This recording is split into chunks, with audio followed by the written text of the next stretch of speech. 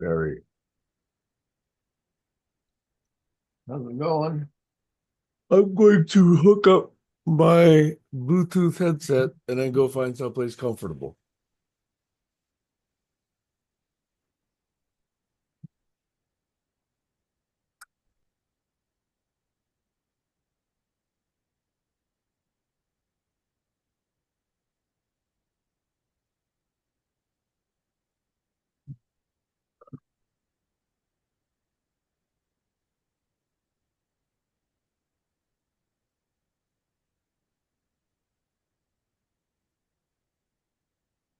Hello. Happy December.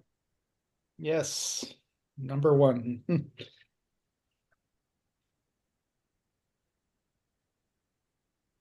Ah,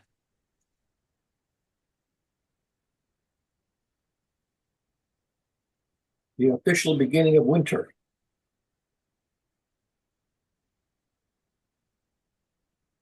I thought it was on the equinox. Or That's why? the technical, but the cultural beginning of winter is 1st of December. Yeah, it's below freezing here. Yeah, yeah. You know what it is here. Good luck.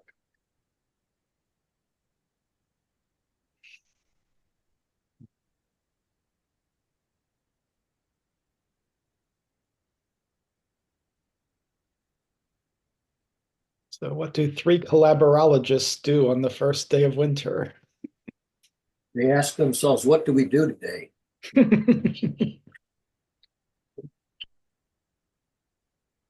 Why aren't we collaborating after all these years? I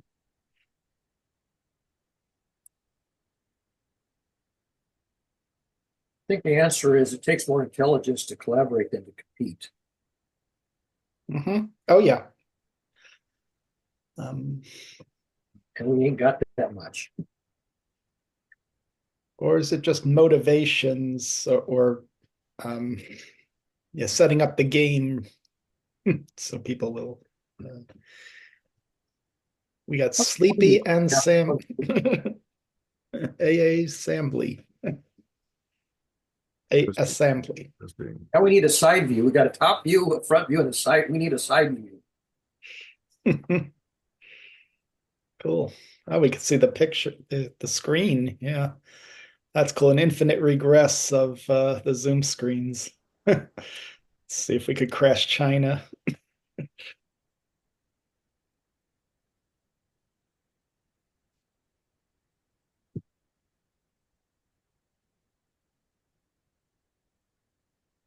Still life with computers. Still life. Yep.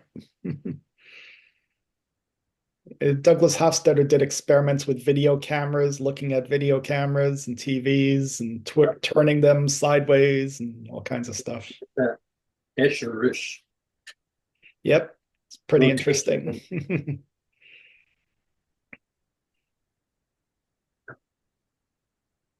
Yeah, is the speed of light too slow then to show all the infinite regressions? Well, the speed of electrons anyway.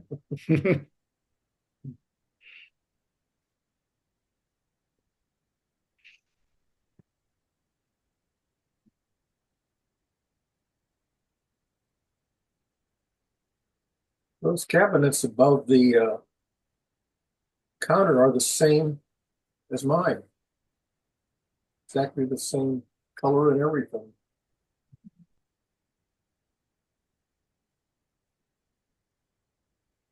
But you have unique serial numbers on yours, right? Maybe also the drawers.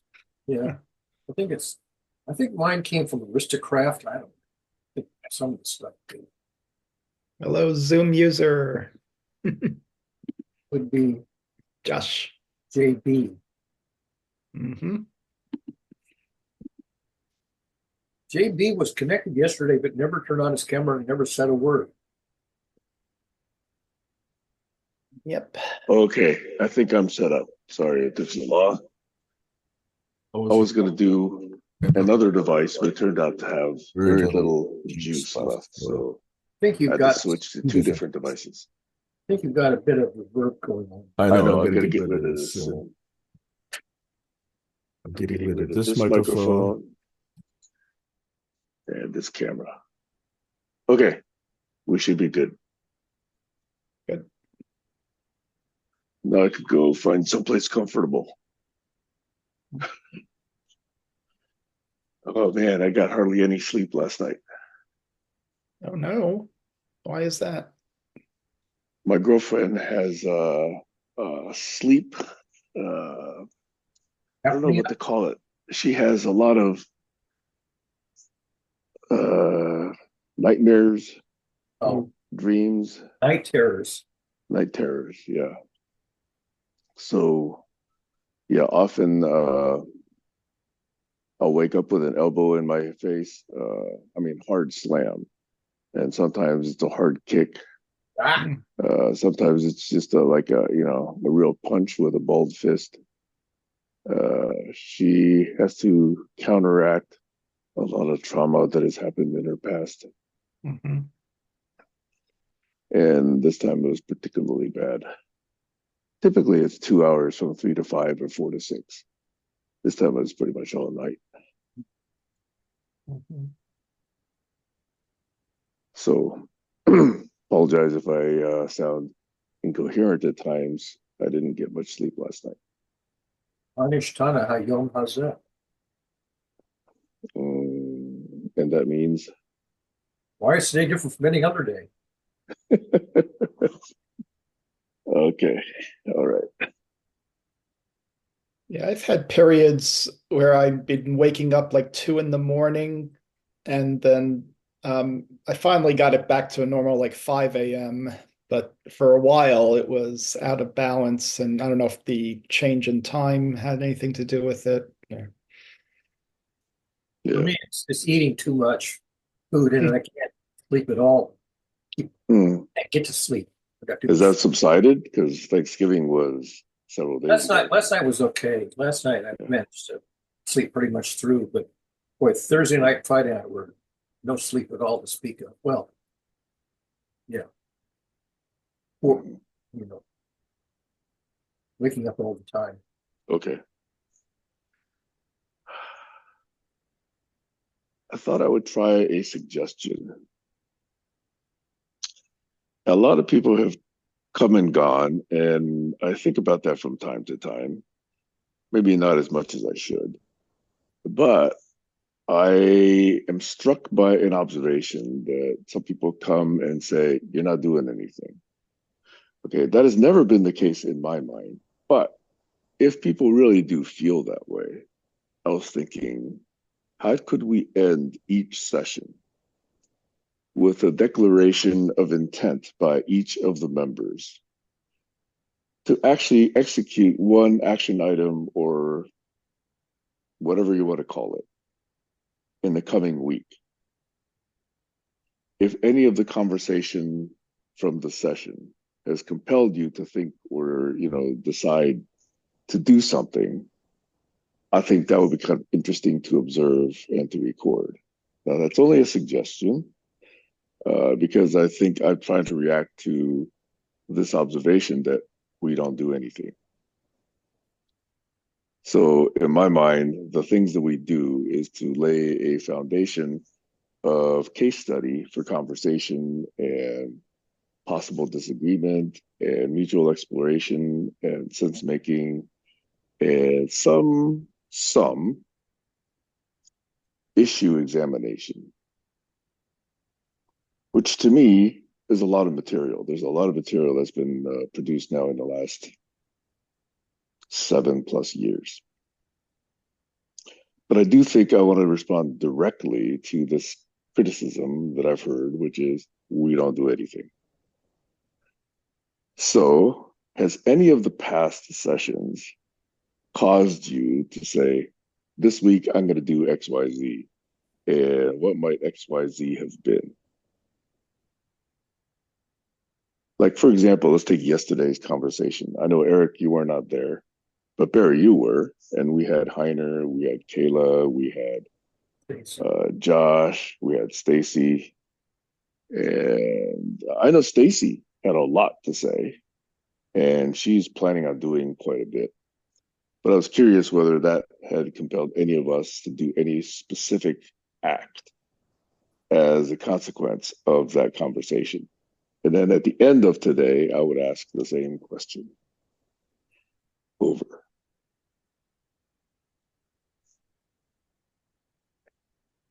Okay, well, one thing from a previous session, Barry mentioned a podcast, and I had taken notes, and I actually took a photo of my notes so that later on I found that photo, and then I was able to find the podcast and listen to an episode. So Mhm, there are things like that that happen. I like to pay attention to the artifacts, so like the chat or whatever links people share. Occasionally, I'll follow up on a link that looks mhm. interesting, but it has to be in my own time and for my own purpose. Yeah. And by the way, the links that you do send in chat, I usually at least click on them, if not actually, Right. view them in depth, in full. Some of them multiple times.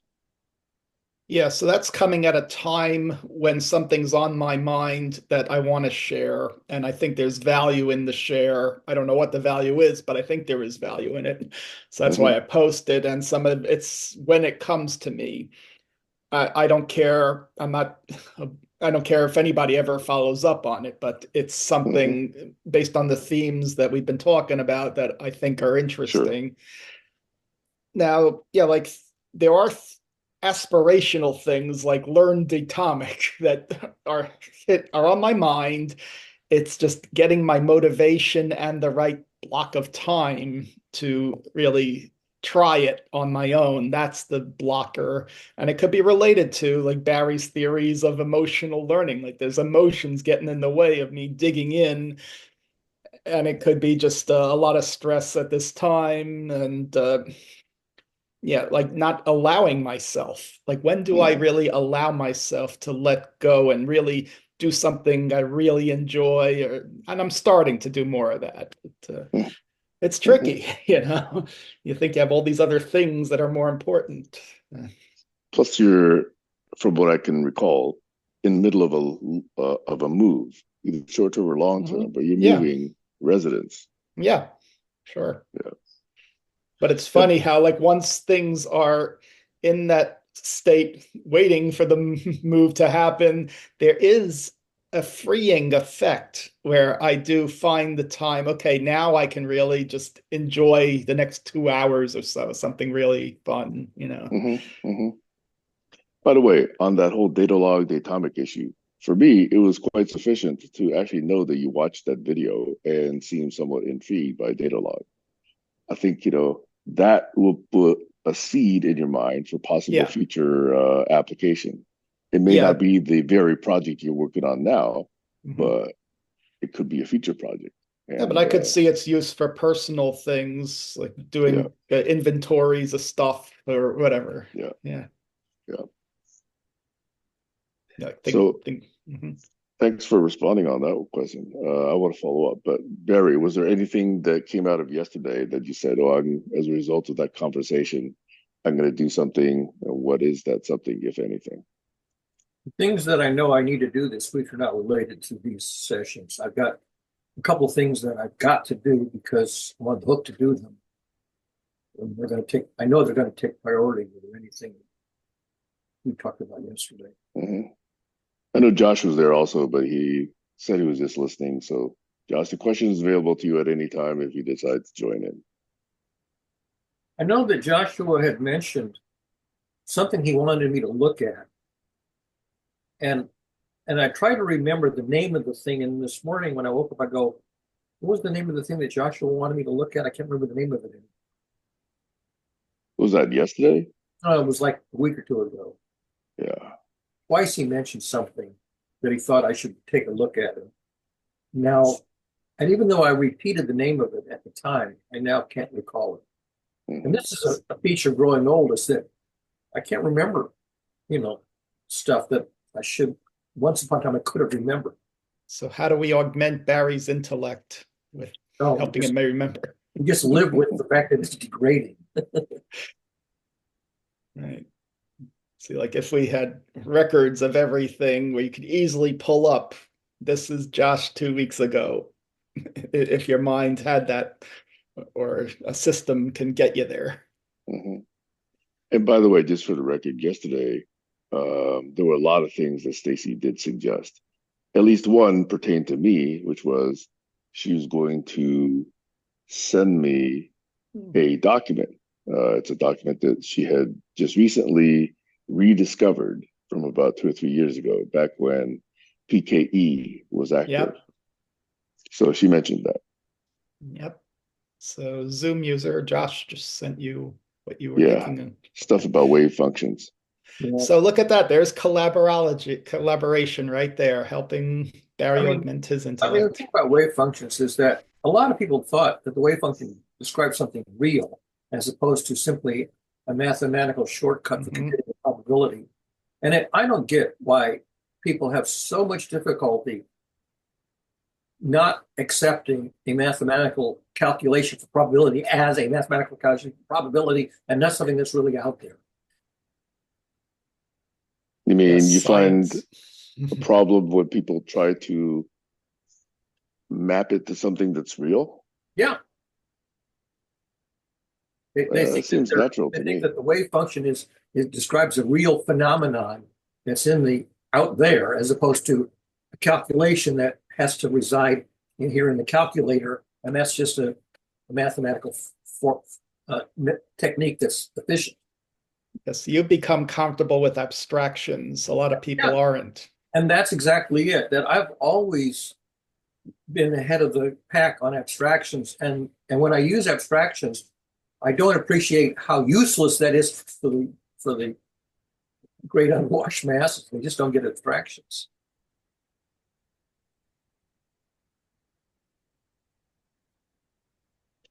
Well, there is a theme that we have touched on many times here, which is that if we don't learn, I mean, you use the word abstractions right now, but it's in the domain of mathematical thinking, reasoning, critical thinking, modeling, etc. If we don't learn to do that better, then we deserve what we get as far as society, as far as mutual interaction, as far as probability of survival. There's a probability, function. Are we going to level up? We can easily determine that My in expectation terms. that is win-win. Mine is as well. Yeah. I'd like to connect something. I've been watching Neil deGrasse Tyson's Cosmos series.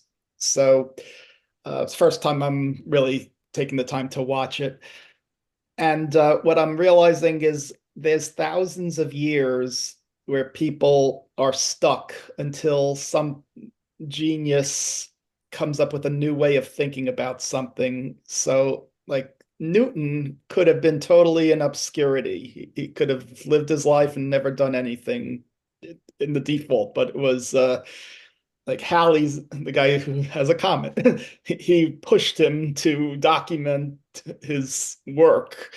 And that's why we have Newtonian motion laws and Principia.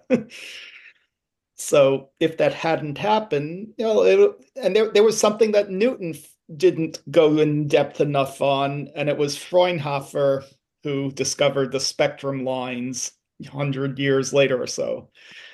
So that's the natural path of history, that most of the time people are just living their lives, getting by to survive. And who knows? Yeah, who knows who are the geniuses who aren't surviving whatever is going on in the world. So there is a sense of accident and evolution, natural selection, something going on. We can't really force that. Newton thought the speed of gravity was instantaneous. Newton thought it was, yeah.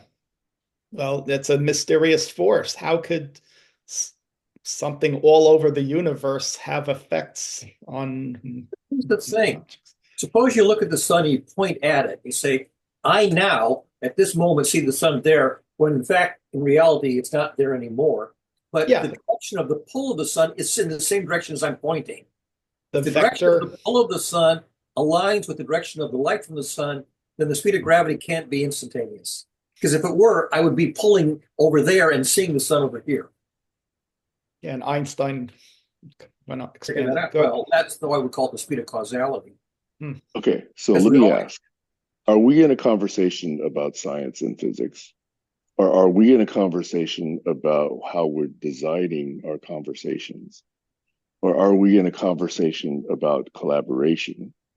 Because it's possible that we could be doing all three, but how Yeah. each of us decides to follow up on any of these themes is either going to align or not align with the others that are in this meeting. It's the difference between an abstraction and an example, which illustrates the abstraction. So that was an Right. illustration that helps you resolve which abstraction you should go with. Yeah, see, I saw a connection that I felt was relevant to the topic. The connection is not rock solid in my mind, but I felt it's a path of discussion that could give us insights. How would you know if Newton was right, and what evidence you have that this confirms his theory? And the answer is the direction of the pull of gravity is the same direction as the visibility of the objects doing the pulling. You have to measure that.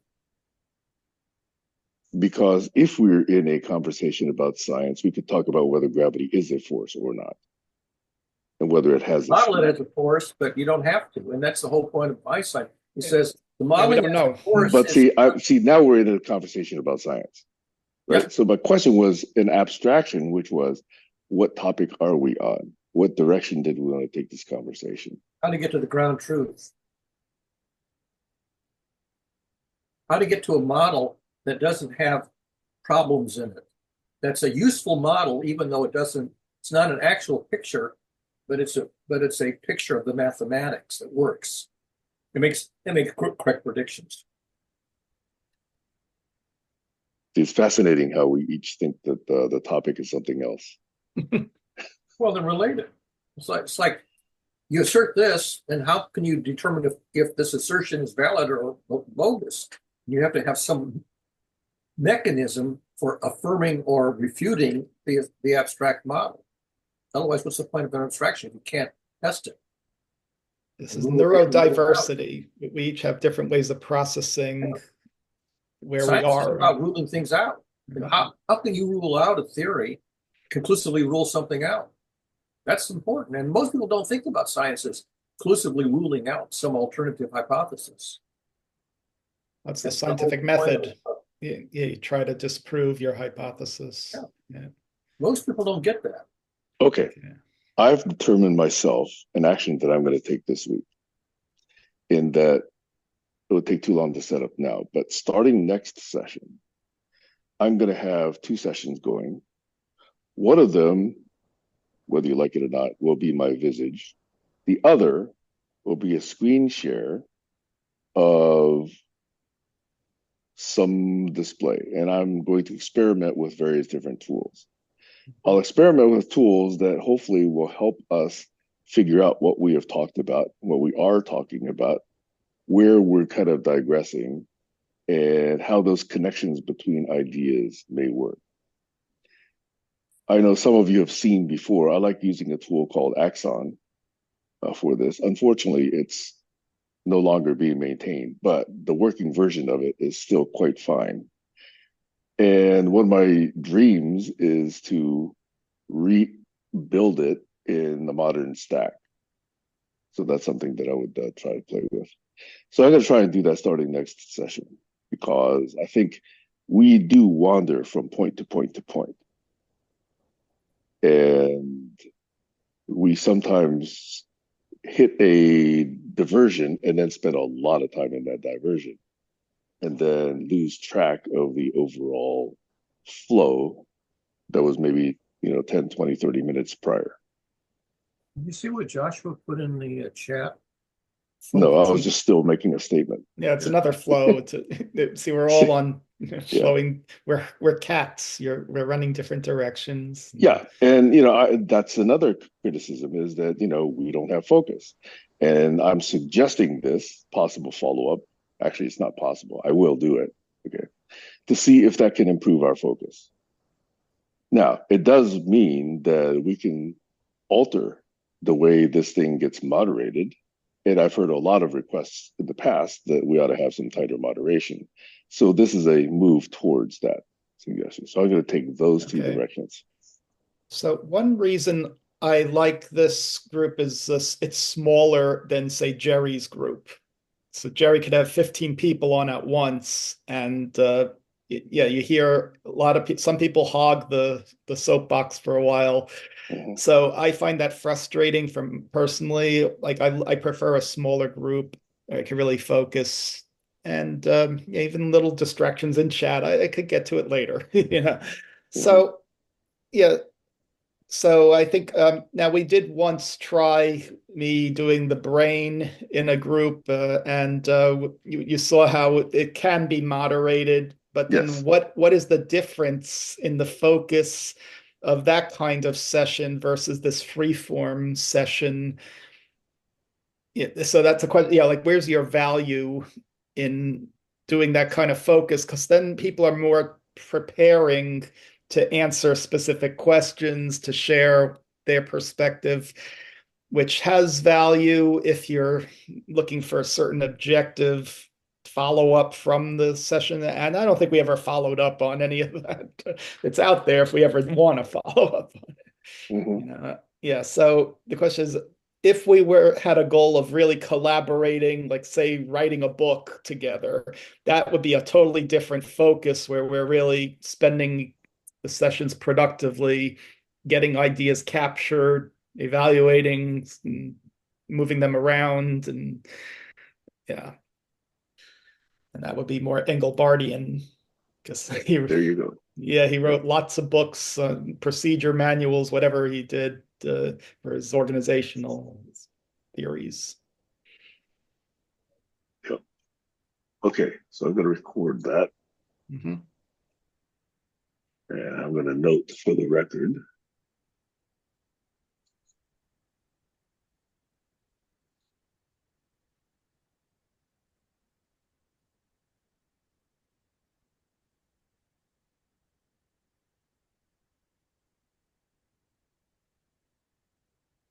Sorry, I'm Yeah. silent while I'm typing. Okay.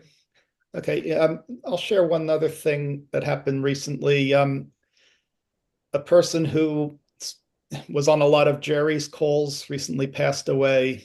His name's Stuart Levine, and so now that prompted me to take a closer look at his work, his life's work.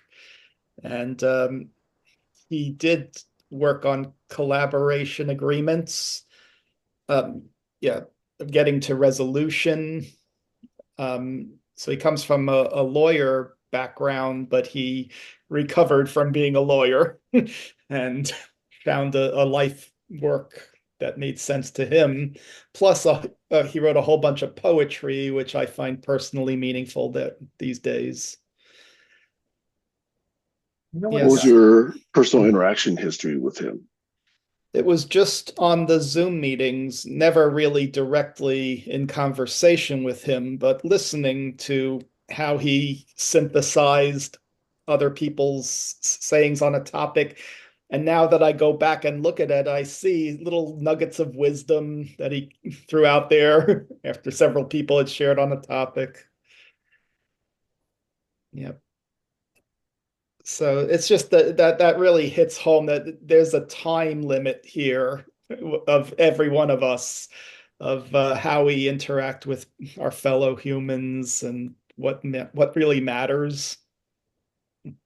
So I'd say that us getting together, however often we do, that really matters. You know what he died of? He had multiple myeloma.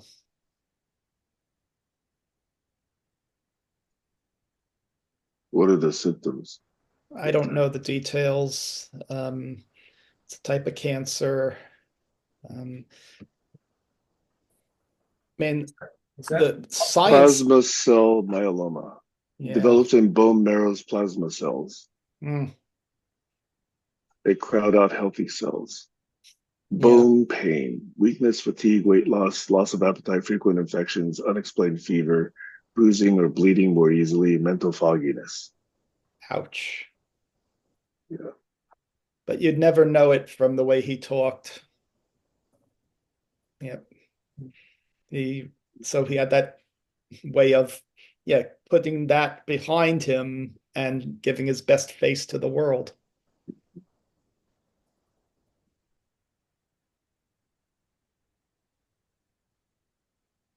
Yep. So, yeah, I did order a few of his books. They're on the way.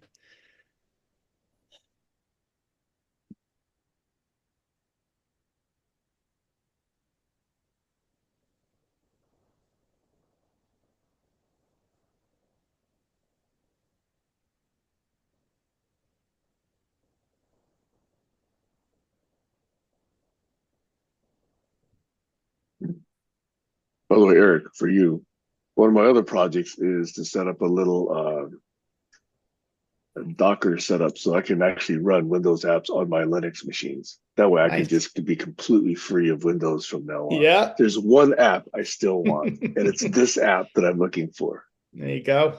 That's the only app I ever use Windows for. Well, What'd you Docker's say? containers. Yeah, Docker it's a and Docker. virtualization technology, Barry. Docker, not Docker. No, it's Docker. It is Docker. Okay. Yeah. That's not the same as wine, then. It does what wine does, but better. No, Wine is not an emulator. Docker is it's a virtualization technology. Yeah, think of it as a container ship. So, like, you pick your operating system, you pick your application, you just stack the containers, and it just runs on whatever you got. I mean, somebody's got to already have it. I just have to find the right image and download it and run it Yep. and install my app into it. hmm Okay. So did I say I would do one thing or two things so far? I recorded the one thing, which was I'm going to do a screen share starting next session. Did I say I was going to do a second thing? We won't Yeah. hold you to Remember it. how am I going to remember? One is No, enough sometimes. Yeah. Yeah. It's a good place to start. Yeah, because if you actually do the one thing you said you do, that's building some trust. Yeah. And I was watching Jerry's video about trust, some TED talk he gave years ago, Design from Trust. So think about that. How can the systems in the world be designed from a place where we, by default, trust people, and you deal with the bad actors later? You don't put it in the design.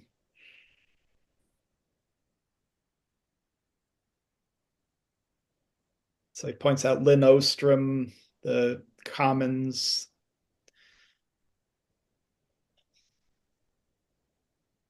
Trust is dwindling. Trust, yeah. Well, who do you trust these days? When the phone rings, I automatically assume it's a bogus call. I have to go look at the Yep. caller ID, and almost always it's the name of a city. hmm Yeah, I used to think that was a good model. I have seen so many untrustworthy acts from untrustworthy sources now that I think deferring dealing with the bad actors sometimes is less efficient. Yeah, I get it. So, Yeah, type 1 yes. and type 2 errors become, both of them go up. Yep. It's the Failing to yin classify. yang. You got to Yeah, deal with everything. You got a classification problem that's horrendous. Yeah, so look what that's done to us in society, how we're all, It's rendered us Well- dysfunction. yeah. Yeah, it's a lot more work, a lot Even when harder. people honestly intend to do something, they run into difficulties and fail to deliver, even though they've had every intention of delivering. Yeah, but I see it on a computer systems level. all the security vulnerabilities you have to deal with when you're in the cloud now. And yeah. Just as for the overhead, the unproductive overhead is mushrooming.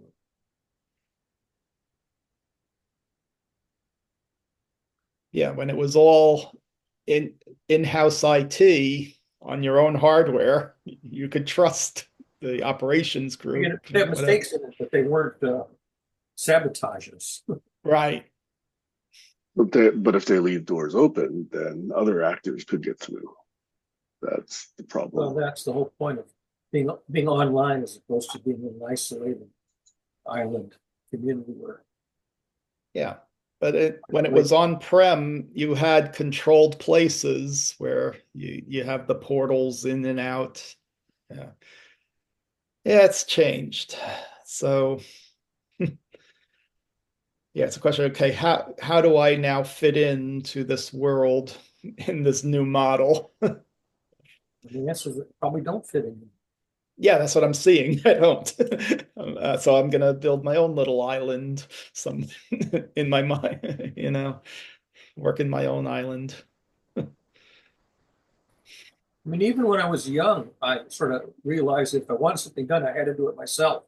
Mhm. And that was just, empirically obvious when I was young. Now it's more than empirically obvious. It's theoretically obvious. Yeah, but it takes a lot of internal strength to say, no, I'm rejecting that way of thinking and living. I'm really being conscious of what choices I am making and knowing what I'm giving up.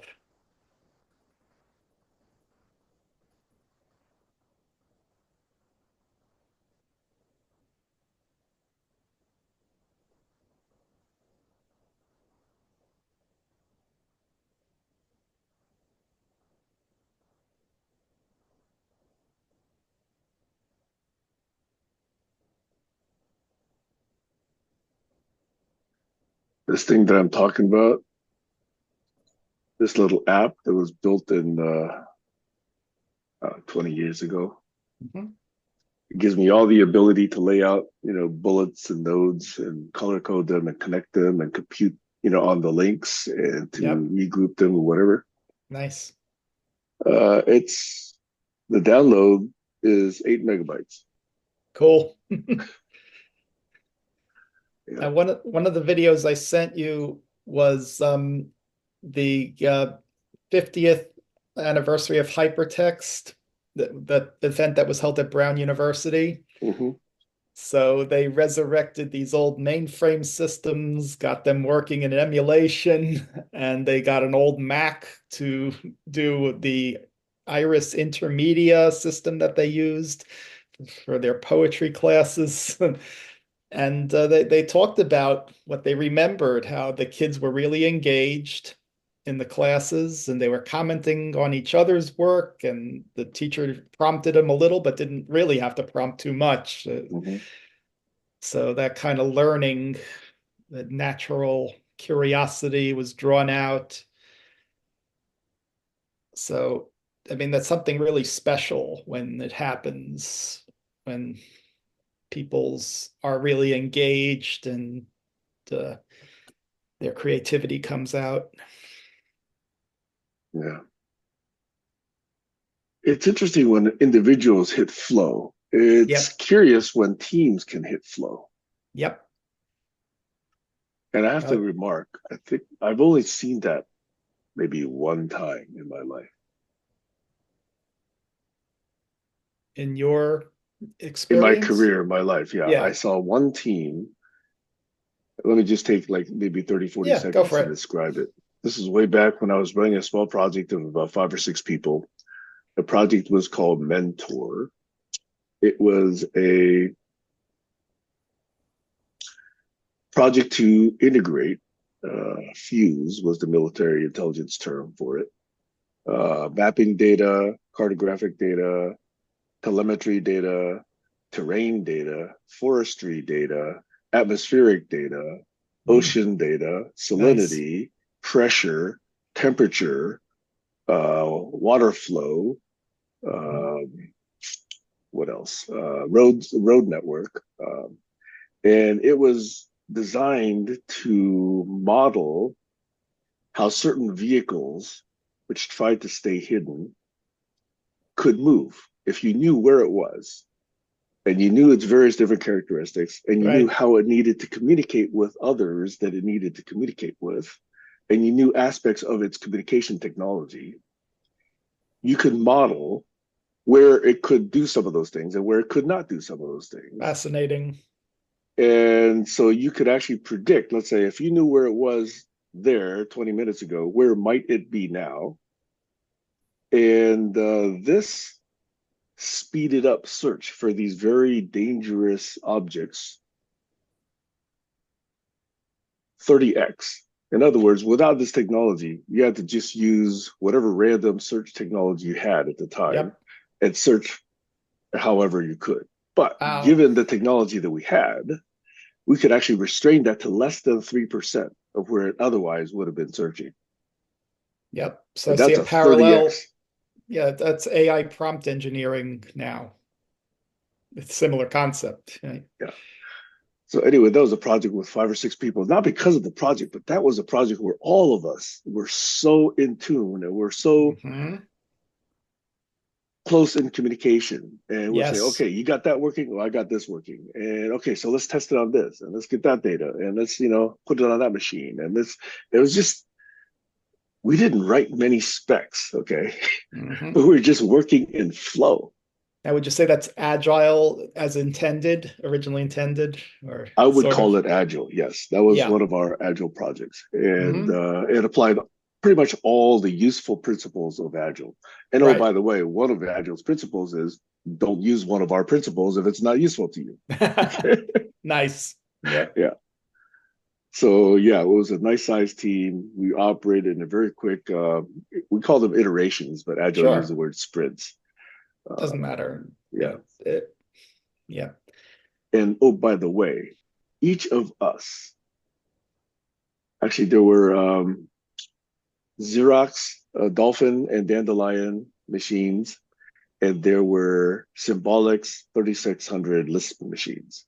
So the smallest one of those machines was probably a $20,000 or $30,000 machine. That was a Xerox Dandelion, and then the Dolphin, which was I think the intermediate sized one, was a little bit more than that, and then the Dorado, which was a big 36-bit machine, was about I don't know, maybe 80 or $100,000. And then the Symbolics Lisp machines, we had loaded them up with memory and disk and fancy displays.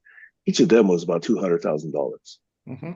Those are personal computers. We had one user per one of those machines. Nice. Okay, you're not going to see that these days. I don't know if anybody can actually go into a project with 5 people and each of them have maybe I don't know $200,000 worth of GPU. Maybe if you work for Facebook or Tesla or Microsoft, maybe that's the case. Okay, but most likely you're working on this billion-dollar array and not these very localized powerful machines. So anyway, that made us very very productive. Yeah, it's And by the way, amazing what small teams did in those specific times. yeah. Yeah. By the way, we kept ourselves because it was a classified project. We had to work in what was called a vault. We had no windows. Oh And these my. machines, generated lots of heat. So we had Yep. these 5 or 6 different machines, 5 or 6 different people, and we were in a room of about 1,000 square feet. It felt like a big space, but we also felt very much like an isolated team because no Yep. windows. You had to go through 2 locked doors to get anywhere. Yep. You had to go through 2 locked doors to get into that room. Okay. Hmm. So once you're in there, you're just locked and loaded on this one thing. So Yep. that made it very, very focused. Anyway, sorry for the aside. That was Yeah. a trip down memory lane. Well, I Yeah. see a parallel to the ENIAC, how that was developed and programmed. There's a group of women who were trained to program it, but they had to figure it all out just from the electronics. So a similar type of thing. When there's a need and it's important enough, the money will get thrown at it, the people will get thrown at it. The best people will get chosen, Yeah, these are women who did mathematics. They were excellent at doing all the calculations, and they rose up and were selected to learn this new thing called a computer. Yeah, they're not documented well enough in history. Yeah, there's one book out there with a movie. Kathy Kleiman wrote a book about this, NEX 6. She did the research. I know there's the other movie about the Apollo launch Okay. that had women doing calculations by hand. Yeah, that was Hidden Figures. That's right. That's right. That's right. So I'm not familiar with the ENIAC one. Yep. I had a former boss many years ago who actually was on that team. Wow. Yeah. Yeah, put the name of the author. Did the For the research. record, his name is Bijoy Chatterjee, just so now it's on the record. Chatterjee, yeah. Yes, he was on that team. Okay, so what were we talking about? I have a need for this tool that I was talking about. Yeah, right. Rewind. We had a digression. Okay.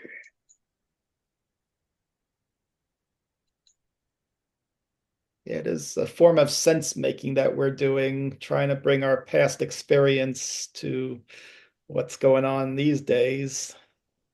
Yeah.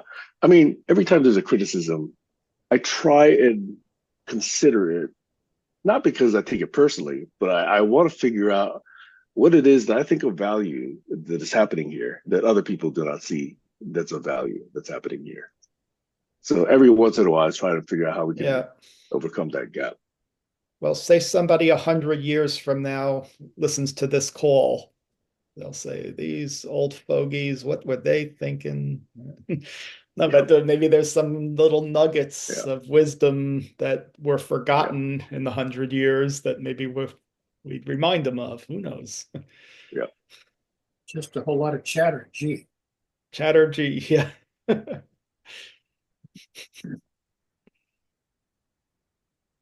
I mean, don't you wish you could look back a few hundred years and see what great scientists were doing, getting together for coffee or whatever? Yeah, you kind of like to be in their minds, be in their mental context. Yep.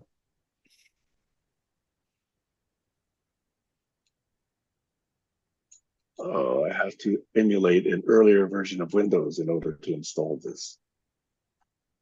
What version?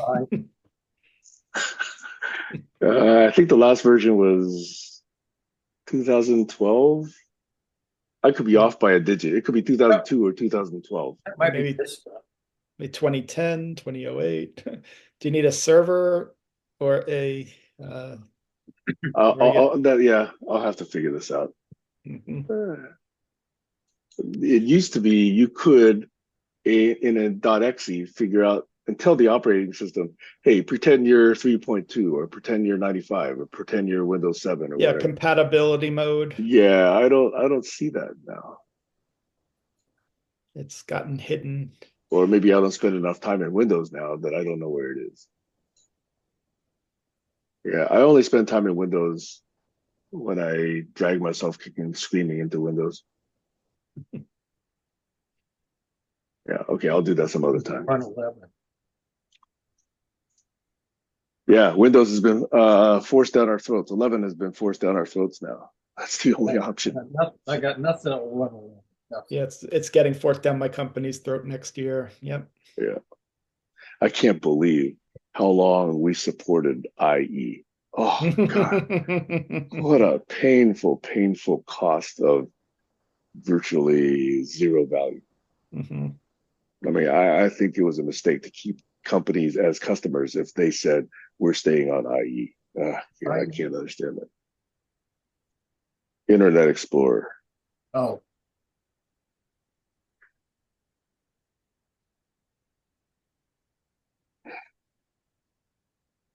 Yeah, we thought the browser would be the answer to one platform for software delivery. Chrome OS is basically that Notion, all you need is a browser. Right. Well, the it's browser almost features. there. It's almost there, Mhm. you know? Because now you just need to know, hey, does it run in HTML5 plus JavaScript, plus CSS, blah, blah, blah. And then the operating system doesn't matter really, because the server's someplace else. All you need is the display server. I mean, in theory, you could get by that way. Well, Yeah, everybody's a client, yeah. we thought thin client made sense at one point. Nope. Well, X Windows was everybody was a client. X Windows was client-based, client server. And by the way, X has been quite successful.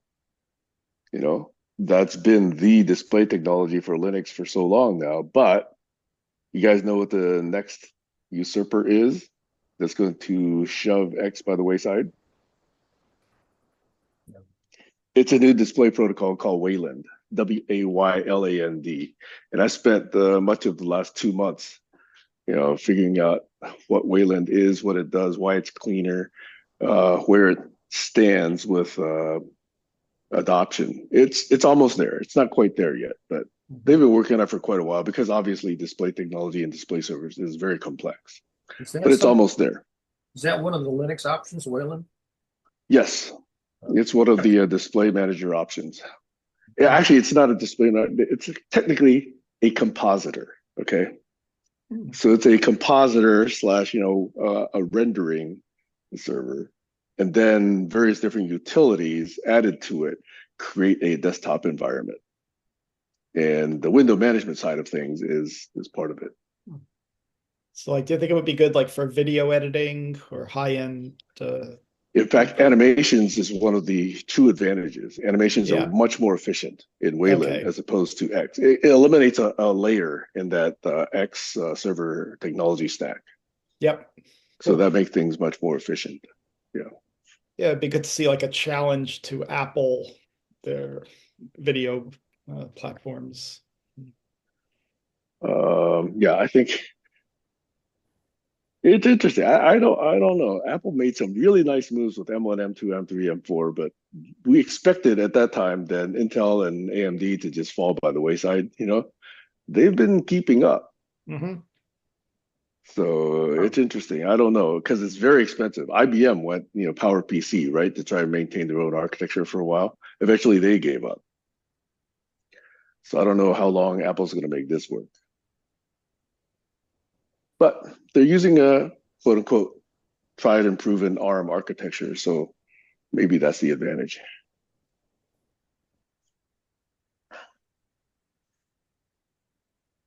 I mean, what I find frustrating, I'm just making simple videos, but the file sizes are gigabytes and just managing all that.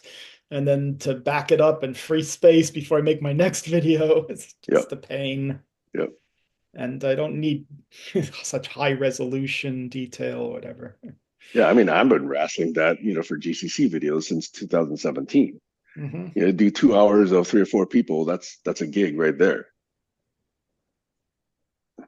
So we got 800 gigs of that, plus all the attended, supporting files, plus multiple versions of some of them.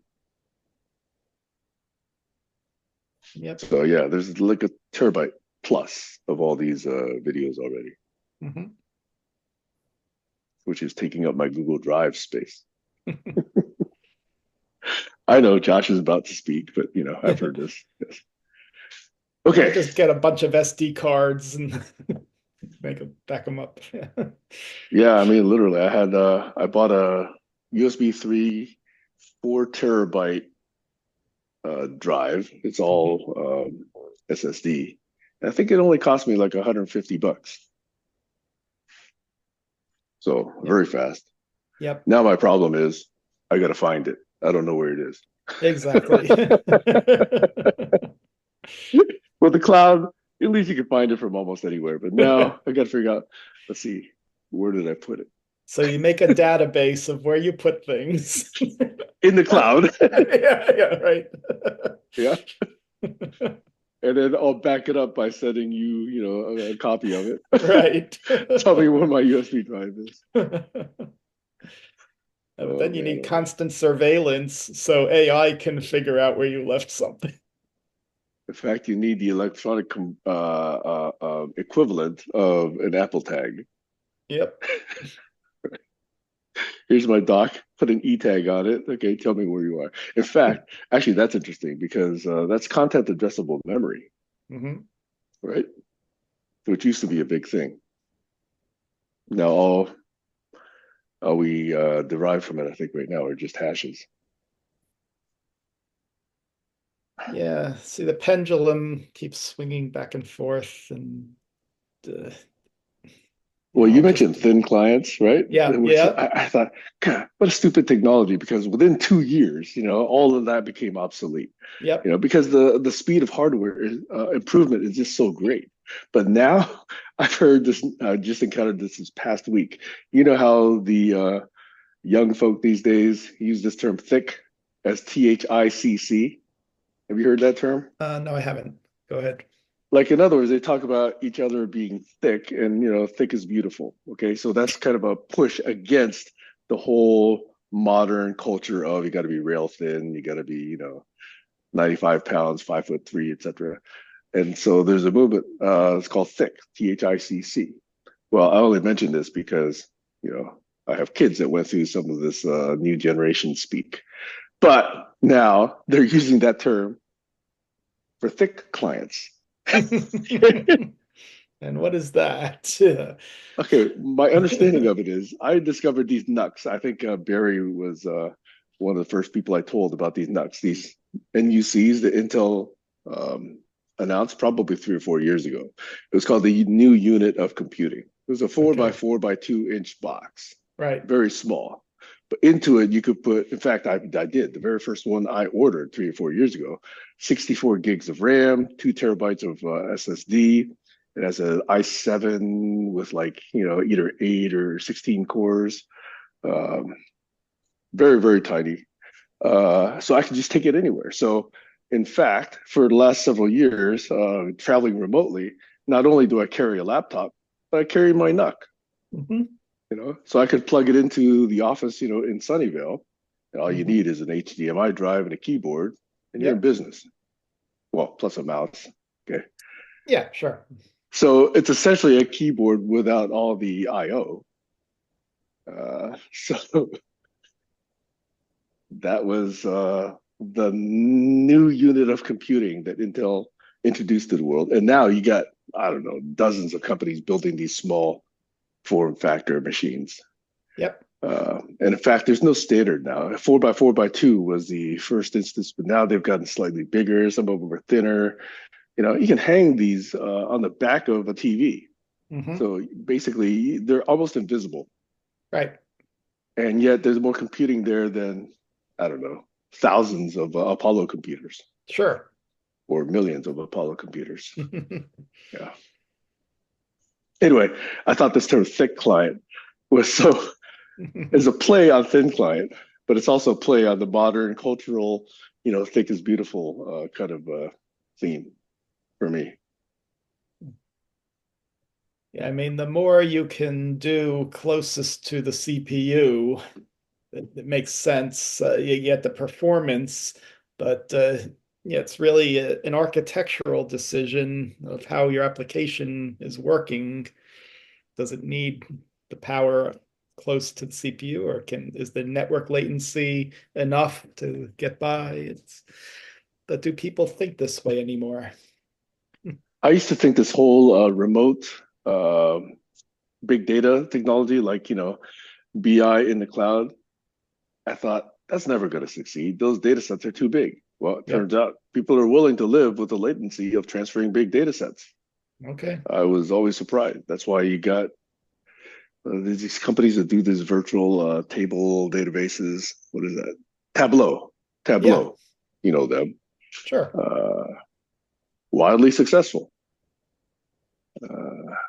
Even 15 years ago, I knew companies that were trying to do that. And I thought, the latency is going to kill you. Why would anybody buy that? Sure enough, a lot of people bought it. Turns out, you know, quick response on big data analysis wasn't all that important. Being able to do it was. Yep. Anyway, sorry, I think I've been doing too much speaking. Yeah, talking. I did watch some of the videos from Microsoft Ignite, their conference that they do at the end of November. So they're really pushing headlong into AI, co-pilot everything, and trying to sell it. That's how I interpret it. Trying to get people to adopt it and really, yes, become evangelists for them. Yeah. I think if you want to make money, that's definitely a good way to go. If you really want to have fun, I would really have fun working on the core technology, trying to, work on the various different stages and different model types. But boy, I got a lot of catching up to do if I were to get competent there. Yeah, I would say there are smaller models that you could play with, just things that run locally and learn that. Just play with that, see if you can make it do something useful for you. Yeah, I have Olama, I have Misty, so I bring models down locally to my machines. But one of the things I did in the 80s was I put together my own computers. Now today, the equivalent of that is how many GPUs can you stuff into a rack and then control with a CPU, right? These racks that I've seen these days, where you could put eight 3090s or eight 4090s with, let's say, 24 gigs of RAM each. Uh, that's taking DIY to a whole different level. Mhm. Yeah, I build don't know your if own you get data into that. center. No, I don't need all that for what I'm doing. That's the Yeah, thing. Yeah. My yeah, company may need it, but I don't need it. yeah, yeah. I find that an interesting question. I don't need that, but man, it's fun to do that sort of thing. Yeah, I mean, for me, it's not fun because it's I'm gonna run into some problem that'll require research. I mean, I'm just not. I'm in my comfort zone, it seems. Like what I've learned, I can Hmm. apply for my own purposes. Hmm. And so that's why I find the vintage computing very interesting because there's new networking technologies to add to old 8-bit computers and make it into things you never dreamed it could do. Hmm. So yeah, so why don't I just take all my 8 bits and network them and do something with music to have each one display something about the music or some cool little thing like that. Hmm.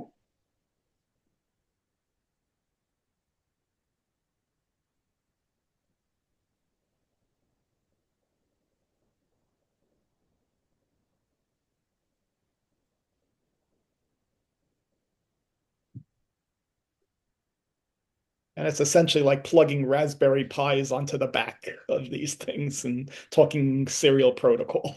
Yep. RS-232. Yeah, whatever works. Or For the bit, plug is bigger than the entire computer. but you could do bit banging because you have just the pins on the GPIO, serial data transfer. Mhm. Okay, I'm going to pull up some of the recent posts from the week because that's what I do when the topic backlog trims to zero. Go for it.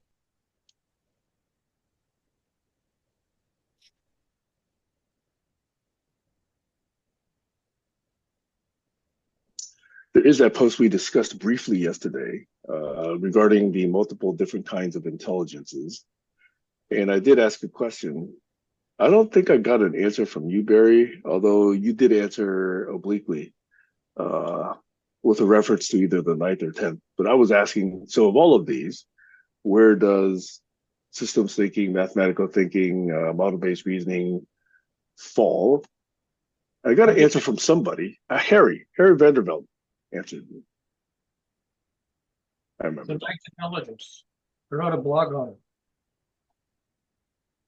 Didn't I post the ninth intelligence?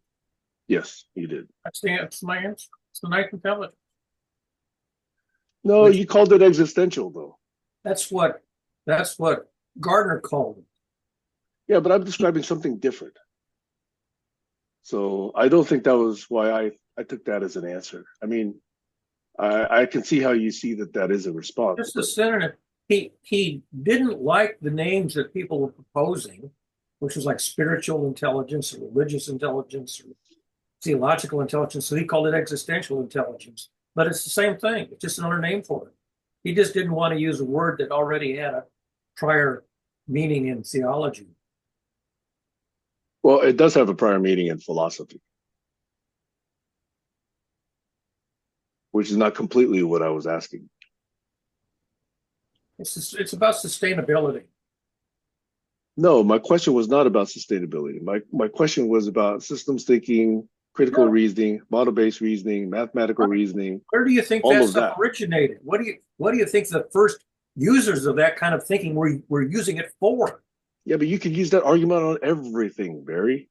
You can't. You know, body kinesthetic intelligence doesn't tell you how to not go out of business as a species. How did the body evolve to survive, right?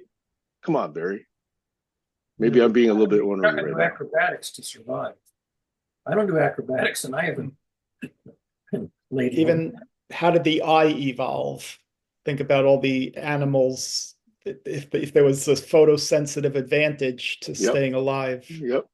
Yeah, Yeah, that's why the biggest part of the brain is really vision processing. Anyhow, I gave an answer. It's $9. Sorry, for eons. And it features what's her name?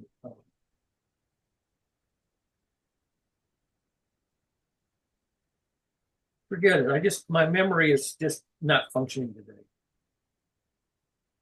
Or any day this year. Okay. All right, here's another question then. How does one become aware of one's own ignorance? By having a mentor whose name is Socrates. Is that how you do it? Well, that's one of the best ways I know of. Not the only way, but it's the best way I know of. So you've not done it recently, or you have done it recently? Well, my problem is not ignorance. My problem is I can't pull up the knowledge that I used to have installed. It's just inaccessible now. It's all evaporating. The recall mechanism is evaporating.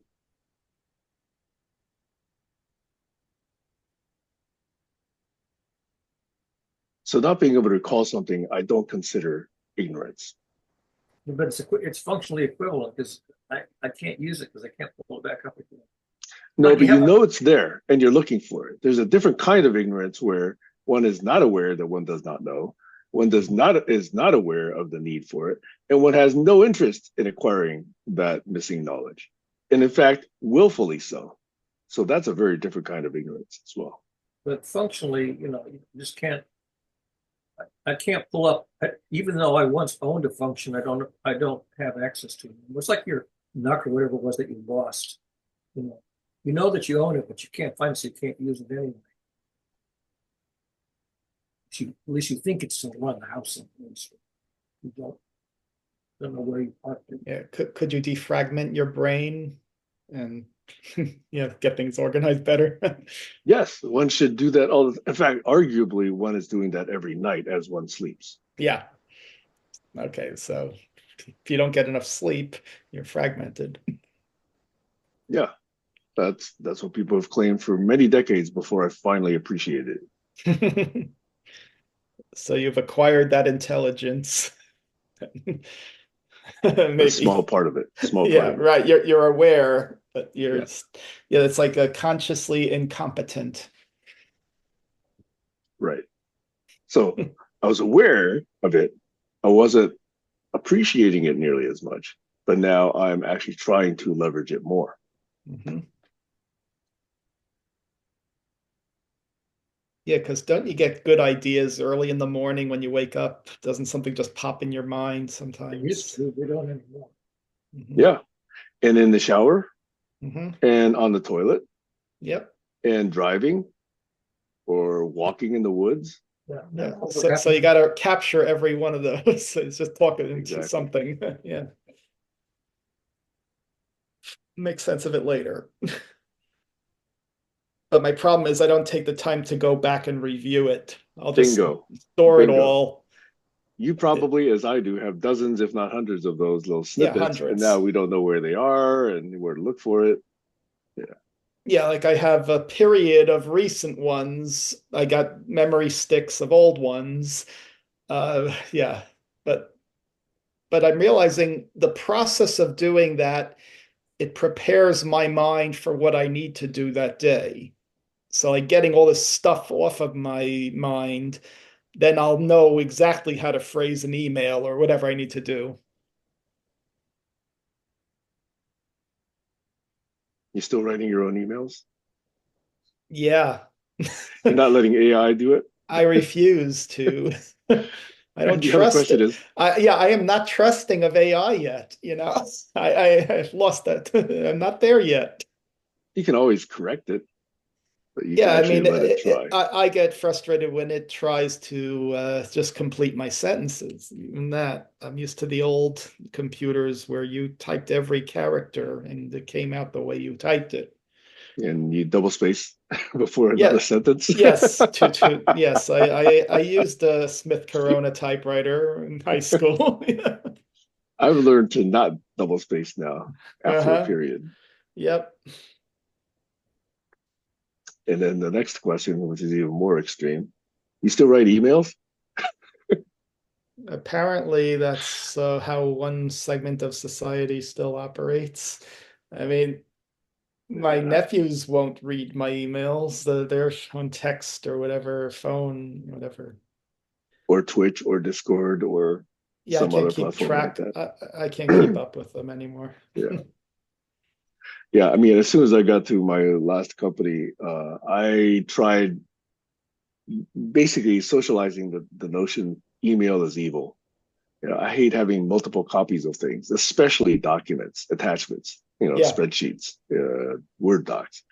I said, just make sure there's a central, authoritative, always updated location where you can go get anything, and do Mhm. not put anything in emails. You know, signal if you need to in email, but even the better signaling is using a tool like I hate to say it, but Teams is even better than Mhm. email Yeah. for signaling.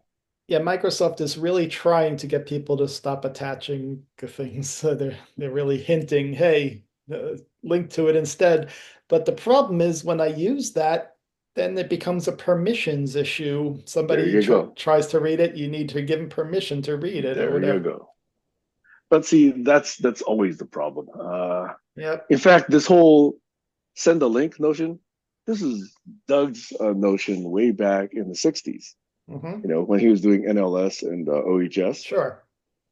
He always was aware that if you send something, as multiple copies, you've lost, the trail of Sure. auditability, evidence, change, Yeah, revisions. of course.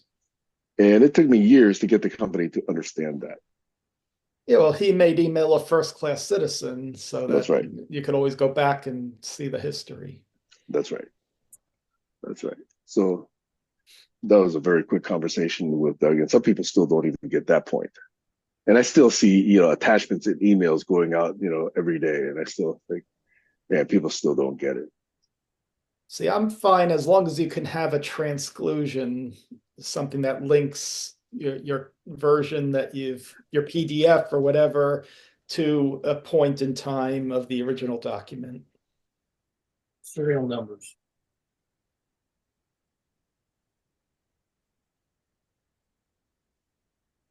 So, what do you want to do in 2028 to celebrate Doug? Yeah, I saw your note.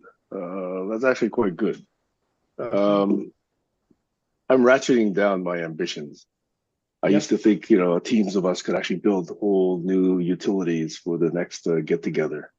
But as far as I'm concerned right now, even if I were able to write the operations concept or even the overall use cases for some of these technologies, to me, I would think that's a reasonable step. And then somebody else can decide whether or not it's worth building, or I could decide later on that it's worth building. But just Yeah. getting the operations concept down, I think is a good step. I don't know if you've encountered the term operations concept before. No, I haven't. Define it. Operations concept is essentially writing a science fiction novel in a world where this new technology exists. Okay. And it's a day in the life of every stakeholder who encounters that technology, Yep. from owners to users to administrators to people who pay for it to victims of it, all of those Yep. stakeholders. So you could say Star Trek is an example. Right. So it could be an operations concept for whatever you want to call it, transporters, space vehicles, Yeah, just their library whatever. computer. Right. And Star Trek, they could look up anything Exactly. by Exactly. talking. Yeah. Right. So the operations concept is a term that I encountered at a company that decided to do something called systems engineering. Mm-hmm. And systems engineering starts by writing an operations concept. And I go into commercial software, when I finally migrated into the commercial world, people didn't do that. People didn't start from what is the world going to look like with this thing in it. They started on the other direction. They started with, okay, here's what a use case is. Here's what a user story is. But Yep. you didn't have the overall picture where, I wrote, for example, I was one of a team that wrote an operations concept for the Science Operations Ground Station for the Hubble Space Telescope. Oh.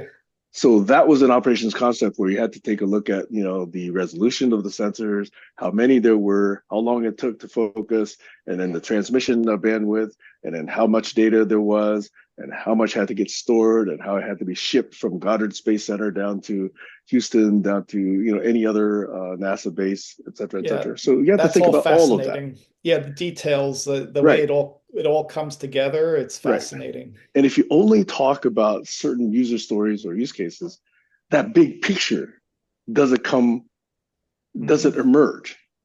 Somebody else has to put that big picture together. Yeah, and for these systems, you got to start there. Yeah, remember Hubble had a problem before it was corrected? Yeah, they had to go back and fix one of the sensors. I think it was one of the cameras, right? Yeah. That was an entire mission that went up there to go do that little tinkering. Right. So the way you think about it, like if there's a complete integration of thought across the team, then that could have been prevented, maybe. But keep in mind, there was sufficient thought that they said, if this happens, we can slide a panel out, slide in another panel, okay, do it in maybe a 20-minute spacewalk or whatever. Yeah, design is critical. Yeah, replaceable parts. Yeah, making sure you can handle it, give it useful life. Yeah. Right. So that's what I want to do with some of these 5 or 6 different areas of technology I consider that I understand are extrapolations of Engelbart vision. Mm-hmm. Okay. And I would want to write operations concepts for these. And then once that backdrop is there, once that science fiction novel is there, then I could write, okay, so here's what it looks like for somebody who's involved in product design. Here's what it looks like for a software developer. Here's what it looks like for a media creator. Here's what it looks like for a security expert, et cetera, et cetera. So you take a look then at various different stakeholders, and then you flesh that out. See, I'd be interested in how Doug's ideas apply to multimedia, audio and video. So how would collaborators share segments of video and reuse and keep the whole provenance? I think that's really exciting because now with VR and AR, you can actually, manipulate symbolically snippets of video and audio, and you can compose them differently and in a shared virtual workspace. And AI could be your natural language interface to it. There you go. Yep. Yeah, it's like, Mark, cut this segment, move it here. Yep. Yeah. We don't quite yet have the Babelfish, but we're close. Yeah, of course. It'll evolve. Yeah. Mm-hmm. Yeah. It's just okay, how do we get through the next few years and then change so anyway, course? that's what I think I will do between now and 2028, because it's a reasonable amount of time. I think I could write some of these things and yet not put myself on the hook for implementing one of them yet. Now, it could be that AI's gotten so far along that maybe I could implement by just telling AI to build it once I have the specs. But the specs, the operations concept, I think is good to get down. I'll probably use AI to flesh that out also. Yeah, it's good for elaborating on ideas. In terms of building, I'm not sure how good AI is yet. The claims are extraordinary, and I'm Yeah, they sure are. there's a lot of hype. Yeah, the claims are so extraordinary. It's just another hype cycle in AI. I've seen so many of them already. Yeah, I use it for small things like scripts, and it's decent, but not perfect. I I use that to give me the concept of a script, and then I go ahead and write the script myself. Mhm. What I think might be most useful is for Habit to create tests, because that's one way of Yeah, verifying the correctness of sure. what it actually Yeah, was able to come test-driven up with. development with AI, that'd be Exactly. cool. Exactly. And the cool frameworks actually have that built in now, so say here's the source tree, here's the test tree, and it knows how to build at least the rudimentary stuff. Then you tell it what to do in addition to that. Yep. Yeah, if it could tell me what I'm forgetting to test, sure. Yep. Yep. So anyway, that's my answer to your question. I would write some science fiction novels, novellas, these 5 or 6 different types. And maybe another one that sort of is the overarching one. That would be my, not a commitment, but that would be my vision that I would aspire to create. That'd be cool if someone could make it into a movie with actors and you see it played out. Yeah. Yeah, but you really focus on the ideas, get that solid. Well, maybe AI could be used to generate a 2-minute synopsis Sure, of, it can get you yeah, started. yeah. I've tried to generate a play from like a poem play. Yeah, it'll give you ideas, but you need a human. Yeah, you got to take the creative part to a human. You know, Yep. again, small aside, we have very little focus right now. But one of my favorite science fiction series is written by a fellow named Edward E. Smith. He was a chemist way back in the 40s and 50s, but he wrote science fiction. And he wrote these 2 series, one called the Lensman series, the other called the Skylark series. Okay. The Lensman series is 6 or 7 books, 7 really. I consider it really 6.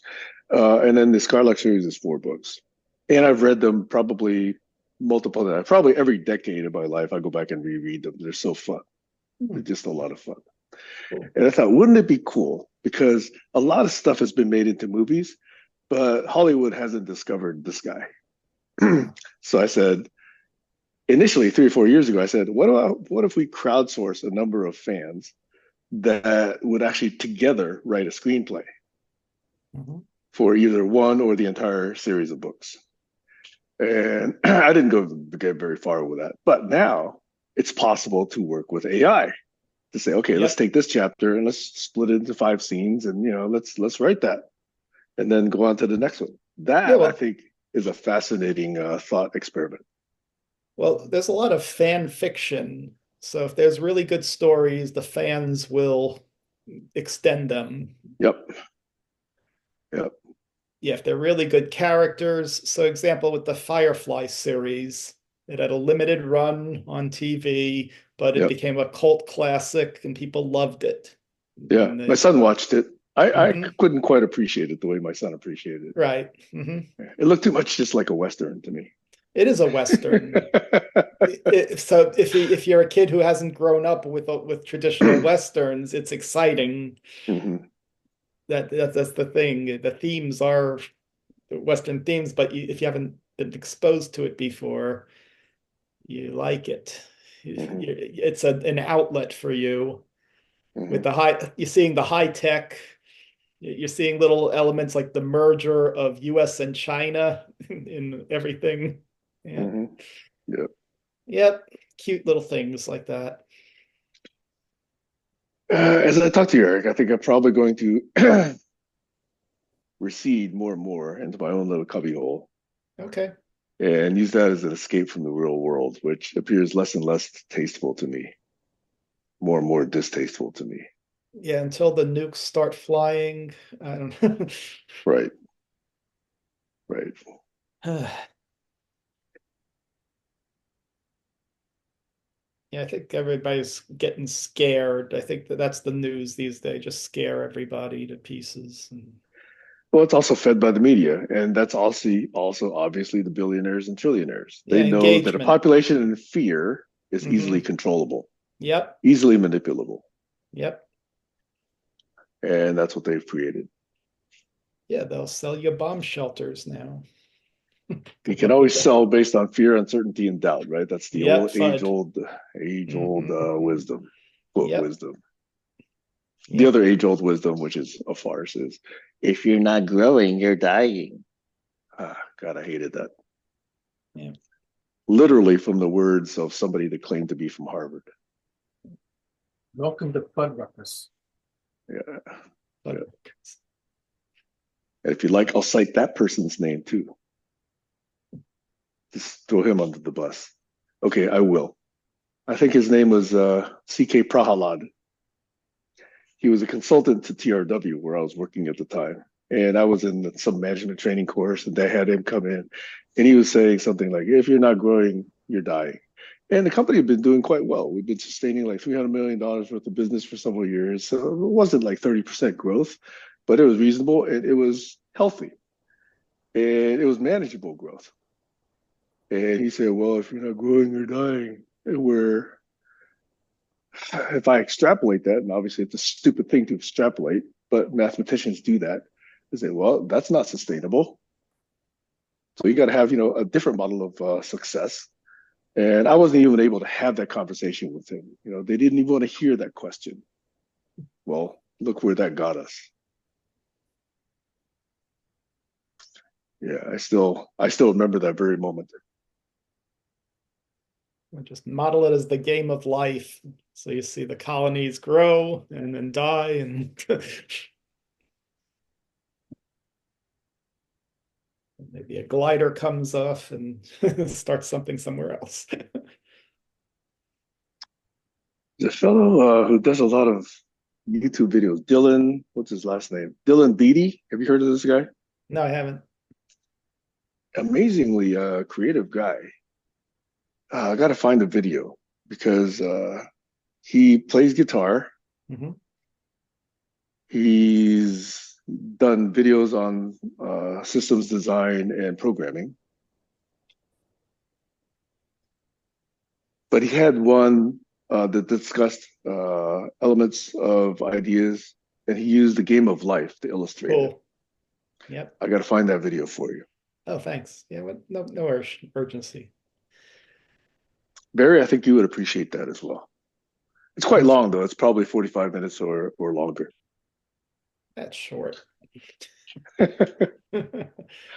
think I'll see if I can find it now. You could watch people soldering for 12 hours if you want on YouTube. That's because soldering is so satisfying. It is. It's a very meditative act. It is. Yeah. I know, you understand then. Well, I've been watching videos of Vietnamese carpenters making tables out of wood scraps. Mm. There's no speaking. It's all just watch. Yeah. No audio. Yeah, if everybody would just shut up and do things. Okay, I think I found it. I haven't verified that this is it, but I'm going to send the link anyway, and I'll verify Yeah, it later. sure. Okay, I'll There's check the it link. out. Thank There's you. the link. Yep, The Art of Code. Very nice. Yeah. Aviad Pinellas. Yeah. The guy is amazingly creative. Mm-hmm.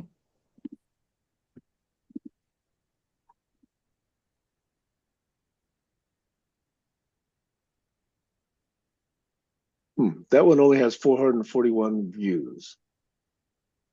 Oh, that's an excerpt from a bigger one. All right, sorry. Let me give you the bigger one. Okay.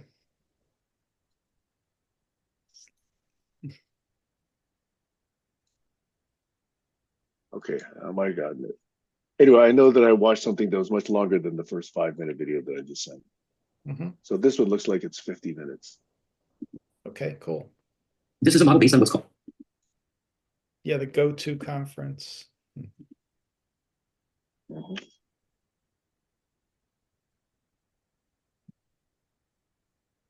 Now, have you noticed on YouTube, there are things that are marked live, but they're just loops of old stuff being rerun. Yep. Yep. It's sickening. Yeah. It's like your clickbait. Yep. Yeah, because I think it was recently like the return of Sonny and Butch from the space station. That was like on a loop, and you're trying to find something relevant. And get caught into the clickbait. No, I know something that I do use from time to time is there's a whole category of, you could call it music, but it's really just background sounds on YouTube that run for like 12 hours. Yep. And it's very gentle. You know, it's probably not even considered music by most people, but it's just soothing and calming. So for people that have difficulty sleeping, that's one of the things that Yep. tries to help. Yep. All kinds of things like that. Yeah. So it's like we've decided we're throwing out our TVs. We're just gonna watch what we want when we want it. Yep. Yeah. Okay, so that's a couple of things that hopefully you'll find possibly clickable. I'm going to start my alarm 20 minutes ahead of next session so I can get the environment set up so I can actually share screen and capture notes as I discussed. Yeah, Jerry Mikowski's done things like that with his brain. He didn't do it for very long. He was trying to keep his picture and the brain in a square. But, well, that's why I wanted to have a different session, and that way I can replace my view with a screen, so people can either choose to look at it or not. Whereas if I share the screen and make you all look at it, then it's going to cover 80 or 100% of the screen. That's right. And some people don't like that. You know, some people like to see faces. In fact, you know, early attempts in 2017 and 18 and 19 for me to try and share screens like that met with that opposition. Oh, I can't see your face anymore. You know, this is too techy. Hey, Kayla. Hi. Hey, good to see you here. Alrighty. Who would like to summarize what happened today? Let it not be me, for Kayla's sake. I can always do the AI summary. Yeah, you could do that. Let's see what it tells you. Let's do catch me up. Let's see. I think it started with somebody questioning Sam. What are you guys doing? Yeah. with all this stuff, is it? Yeah, and we were debating that for a while. So, what is it telling you, Kayla? Hold on. Ay. Let's see. I'm going into AI Companion, yeah?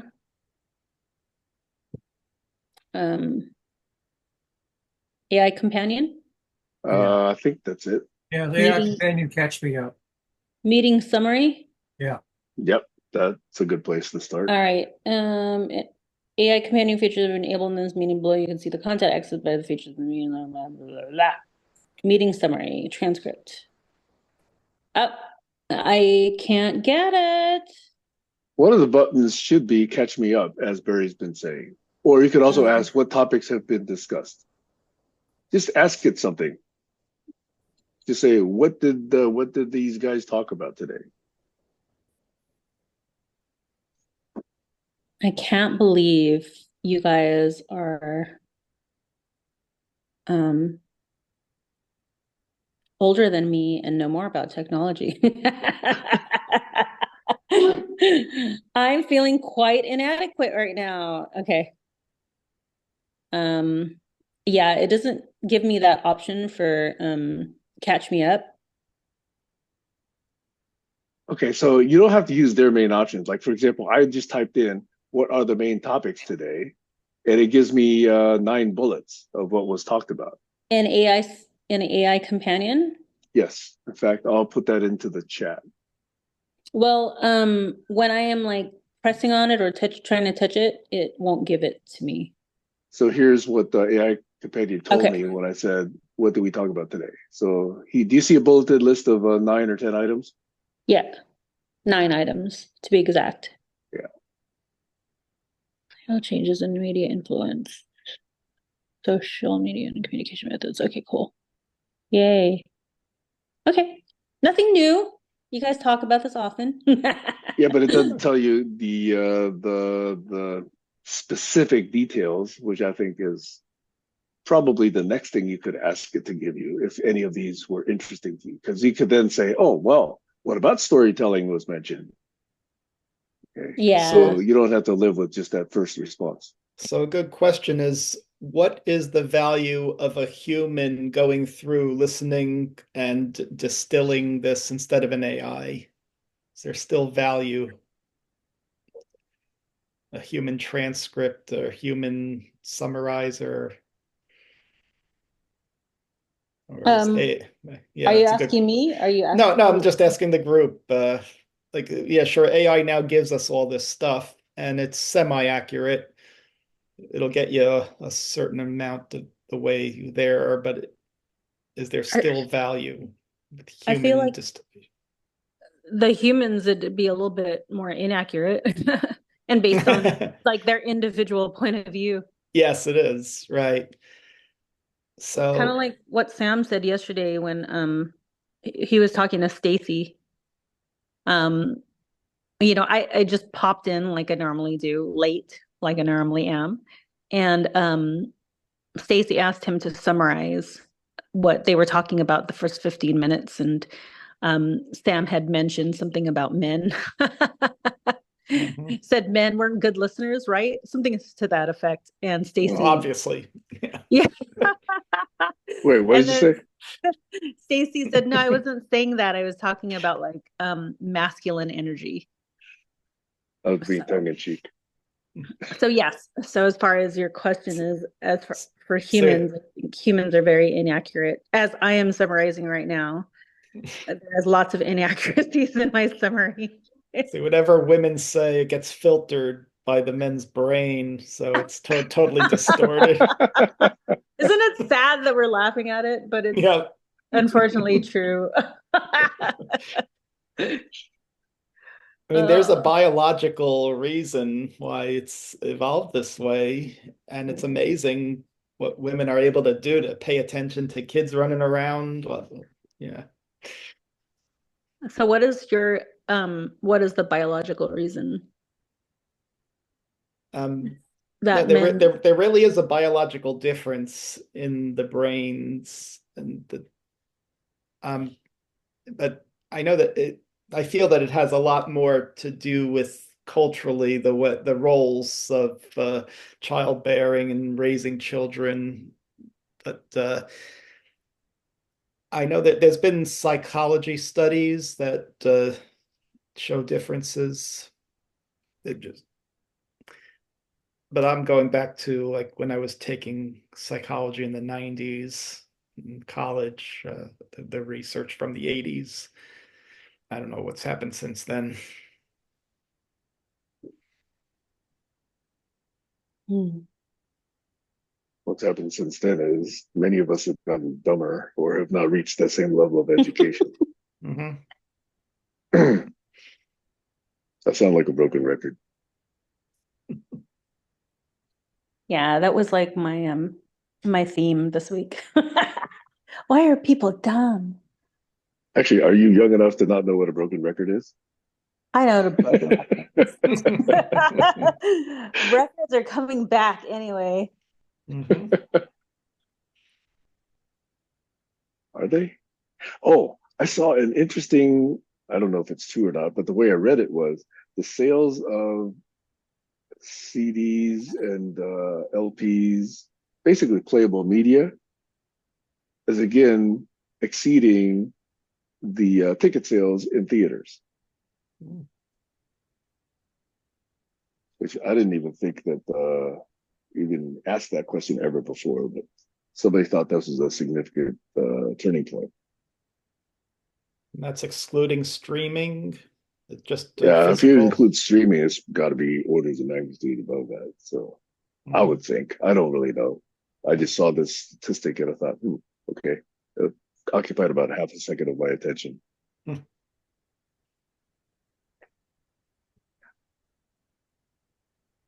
So, Kayla, what's happening this morning? Oh, sorry. That's not important. It's more important to hear what's happening this morning. So I was on a TikTok binge last night. I was trying to change my algorithms from, toxic family members. So I happened to come upon UFO sightings. I guess there's been a lot of UFO sightings according to the general public. And people are speculating what that means to us as a human race. And they're attributing it to the political climate,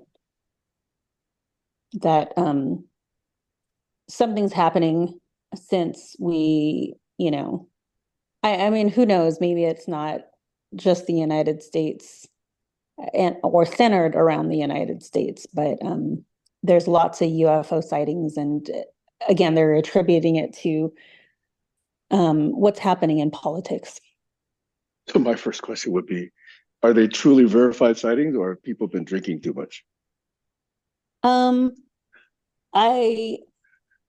think they're verified. I mean, they look not drunk. I don't know, Sam. Not everybody who sees aliens and shit are crazy. I mean, Although I would love to believe that they're real, but you got to go through the vetting process. yeah. Well, I can Well- tell you my personal experience. I have seen, what is it?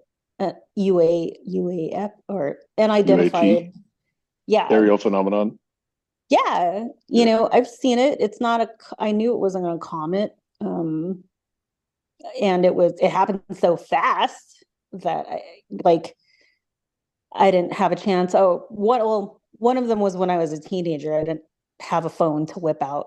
The second one I was driving, so obviously I couldn't whip out my phone. Actually, both of the times I was driving. So yeah. I just send it to you guys, but it's on TikTok, and I don't know if you guys have. But it was convincing enough to you to believe that it's not a man-made origin. Yeah, totally. I don't think we're the only ones here. I don't think so either. I I also believe in, spirits, different types of spirits. I believe there are unseen forces. I believe in evil. I believe in, God. So those are my personal beliefs, but I found it quite interesting. It was a lot better than pissing myself off all over again. Like looking at crap that validates, the toxicity that I have gone through 50 years with my family. So. Well, yeah, if you share it, I think we'll be able to see it, because I think one of the things about TikTok is it does allow non-logged in users to actually view some of the content. Not every Yeah, platform does that. there was one which was really interesting to me, and I just made a joke with my sister about it. How there was a UFO in the sky, and an F-15, I guess, was flying over to it, and it just took off like nothing.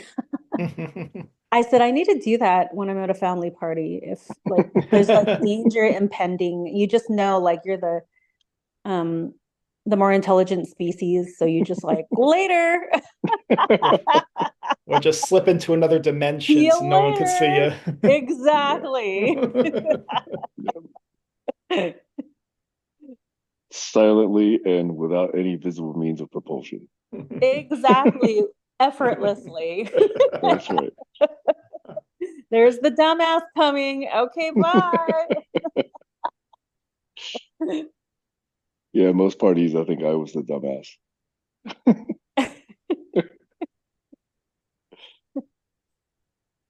We were talking about too how there's a course on everything these days, and I don't know how to feel about that. I feel like in some ways it's good for us.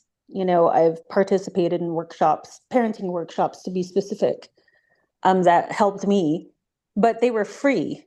And they were put on by reputable organizations. But there are people who are out there that, have valid points. But there's this one woman, her whole thing is she's got a course or a workshop to help you overcome your toxic mom, your toxic narcissistic mom. And while my mom isn't that bad, it's kind of a curious thing. I'm sure some people have really terrible parents and they want to be able to, help themselves through that. But my theory is that the cost of delivering classes for money these days, it's really gone down. Anyone with an internet connection can do something like that. And as long as you convince people, hey, if you give me this money, I teach you this and help you with this. It's just another business model out there now. To yeah, compete with the traditional therapy or whatever. yeah, I don't know how to feel about that. It's so easy that guys like Andrew Tate can put together their own courses and gather their own communities. Gross. Did you ever look into Andrew Tate? I only know about him because he got caught, and then people started writing about him. Yeah.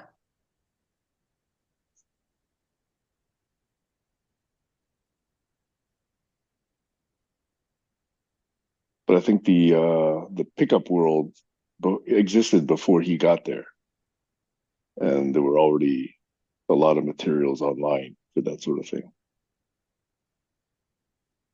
I don't look too much into this because it's just too much, but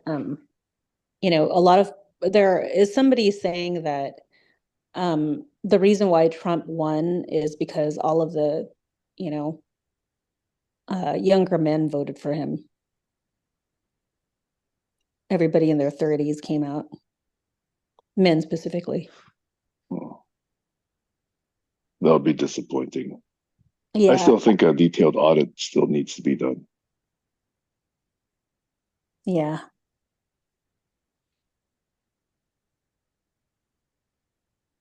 Yeah, men are always the problem, right? That's right. My favorite thing to blame.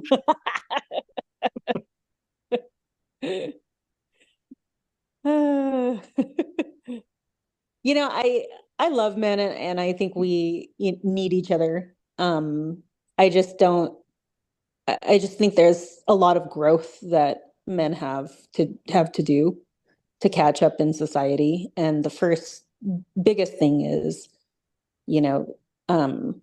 really giving women their human counterparts equal opportunities and stop suppressing us and making us feel like we're going to die. That's my whole thing is safety. And another thing I was talking to my sister about, I was walking my dogs and there was this, unhoused guy on a bike and he was on the opposite side of me and he stopped and just started staring at me. And so I stared at him back. I kept walking, but I stared at him back. I hold my ground when it comes to that stuff. I mean, I've learned not to be a victim because if you put up a fight, people like that don't, even want to deal with you. And I said, it sucks that I have to do that. I mean, why do I feel like I have to do that? Oh, shouldn't we be in a world or a space where everybody feels safe? So. And you think it's a generational thing that as people group still haven't gotten it in the older generations? Yes and no. I mean, there's certainly a lot of younger men. Well, there's a lot. Okay, I'll say this. There's a lot more younger men who are a lot more open now, and they don't see women as being beneath them. Right. But there's still younger men who feel that when I feel like it's probably because it's passed down.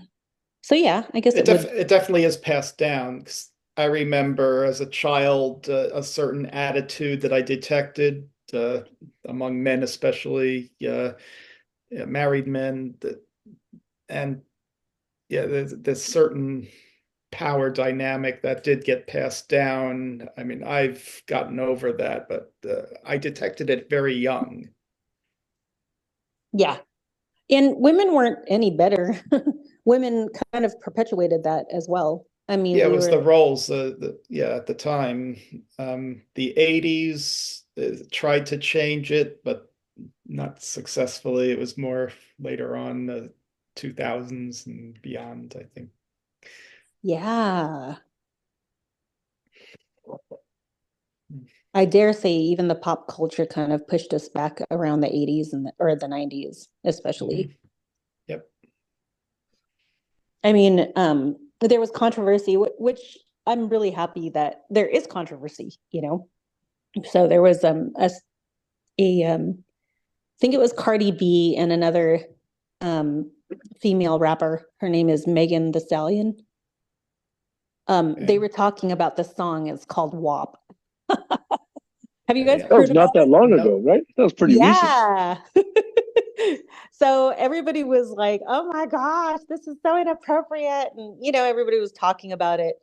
Um and the singers were like, "Why is it inappropriate? I mean, men talk about gang banging and date rapes and stuff like that, and we're just talking about our vaginas." So I don't know why I just brought that up. You made me think of something which Facebook has been pushing at me. It's a category of videos that I find really obscene. And it's worse to me than porn. What I'm finding is it's pushing, maybe it's not, it's Facebook or YouTube, one of the two, are pushing these wrestling videos where women and men are in the ring together. And these women, I mean, look, I know wrestling is fake, but these women are just getting mauled by these men, these male wrestlers. I don't even understand what the appeal of it is, but obviously there is because there's a lot of these videos around. So there must be a lot of people watching this stuff. Could it be the shock value that drives engagement? That even if people don't really like it, just the shock value is putting it out there more? Yeah, but these are also filmed, apparently, if these videos are not, fake, in very large stadiums with large paying audiences. Yeah, you're sure the audiences are real or they're not I'm computer not. generated? I'm not. Yeah, But you're not. you guys, have you guys not seen this? I've never seen it. No. Well, Oh, I'm just it's so ugly. I'll send you one or two. Okay, I'm not going to send you very many, but geez, I was surprised. There's a whole category of this thing now. It's your algorithms. I mean, I deep have to admit, fakes. I have gone to one professional wrestling event. Okay, that was WrestleMania 1 way back in the 80s. That was Hulk Hogan, uh, Andre the Giant, and Randy Savage. oh, so you know. Yeah, Ricky the Ravishing Rick Steamboat, Rude. Oh, Rick Rude, man, he was He ripped. probably got herpes. Okay, so okay. So Yes. that was that was an event. That was at the San Francisco, either the Cal Palace or someplace in San Francisco. It's so funny because that was the event where so I'm on this distraction, but I'll make a point in a second. That was where Andre the Giant allowed Hulk Hogan to become the new face of wrestling by allowing Hulk Hogan to slam Andre. Andre's like 420 or Yeah. 450 pounds. Hulk Hogan finally got him up and slammed him. So he beat Andre the Giant. That's what made Hulk Hogan a face. Okay. In wrestling terms, it's like, the good guys. So he was, a face of WWE or WWF wrestling, for quite a while. So, you knew it was a farce, you knew it was comedy, you knew it was fun. It didn't take things to extremes. In fact, half the fun of wrestling is the interviews. So when we were walking out of the event, um, I had taken, I think it was my wife, either she was my wife or my girlfriend at the time. Uh, she agreed to go with me because, it was kind of a fun thing. So we were going out to the car in this big parking lot, and this other couple, the man and the woman. Oh, part of the setup is Hulk Hogan was basically telling the world that he could body slam Andre and beat Andre. Okay.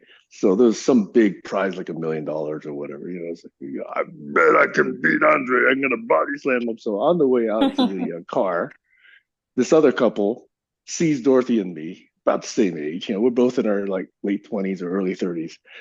And guy comes up to me and in a very fun but semi-serious, the wrestling interview kind of voice, say, "Hey, $100 if my girlfriend can body slam your girlfriend." So that's the kind of crowd. So I looked at Dorothy and said, "You want to take this up?" No, I didn't. But anyway, that's the kind of crowd that it draws. Okay. But now with this kind of men versus women stuff, I mean, that's just appealing to misogyny, it looks like to me. It just blatantly. Yeah. Anyway, sorry about that. I just want to at least admit that I have gone to one of these events, and maybe that's why I'm in the algorithm. Maybe it found out. I don't know. You're all remember those days. Oh man. Yeah. But yeah, you seem to know a lot about this. I think it was like 14 or something, it was exciting for me when it came out. But then when I stopped it when the blood started, appearing. I think there was one where Hulk Hogan was all bloody, or I don't know. When they got but those are pouches of ketchup or fake blood. They did that. Yeah, it wasn't fun anymore. Yeah. That was funny. We used to laugh at ravishing Rick Rude. Oh. Man, you've mentioned him twice. You've got Rick Rude on your mind. No, it was so entertaining to see him because it was so gross. We're all ew. But then he had those away. big puckering lips. Remember his lips? He made that little dance with his hips right when he got in the ring. And he would pucker every time. And he'd pick a random girl and just like totally kiss her. I mean, that wouldn't fly nowadays. Yeah. Oh, wait a minute. I'm seeing that all this goes all the way back to 1999, women versus men matches. Oh, you're looking it up now, huh? Yeah, I'm looking to find one that I can send you. It's okay. I'm really sorry to break you guys' momentum. I just wanted to pop on and say hi. Yeah. Hey, Barry, Eric, what were we talking about? I don't remember. Barry, did you just wake up?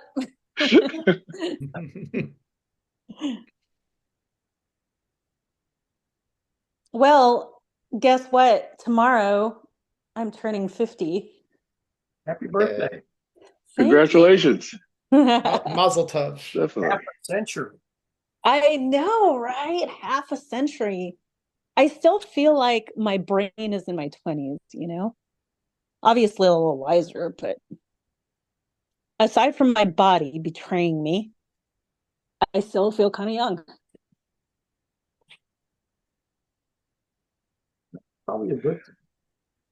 Yeah, congratulations. You've definitely got some cool stories now. That's one of the benefits of living and seeing things. Oh yeah, I have like a lot of stories. I love my stories. Makes me realize how fortunate I was.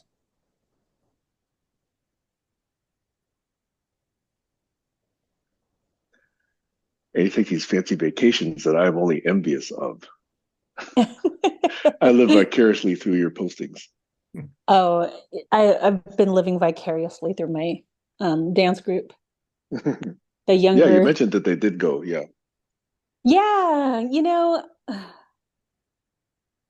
it's just so funny. Um, I'm just it was a goal of mine to have my own dance group and then go to Tahiti, and I obviously envisioned it a different way, but I mean, hey, some of the girls made it over there. And I was able to inspire quite a few people to the culture. So I hope that, they do whatever they need to do, with what I've given them. But it looks like they're having a really good time. I mean, they went sort of kind of further than me in the education aspect. Um, they went to the conservatoire and passed their level 1 exams. So I'm happy for them. Yeah.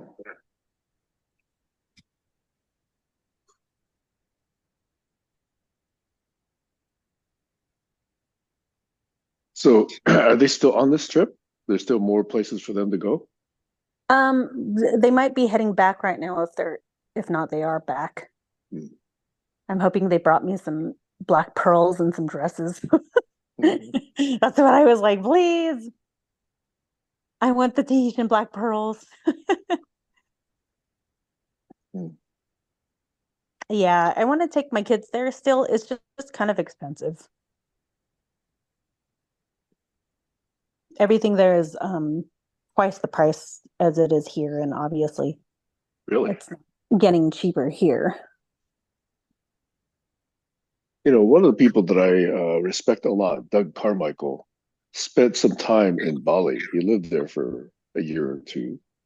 And he was describing how the water temples work there and how society is kind of built around these water temples. And I thought that was fascinating. I always thought it'd be fun to go see that.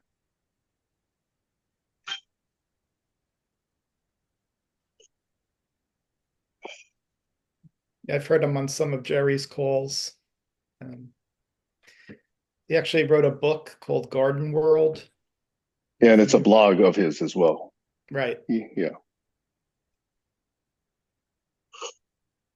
Well, that's right. The book just got published a few months ago. I haven't ordered it yet. It's on Amazon. Yeah. Yeah. I think I have the link.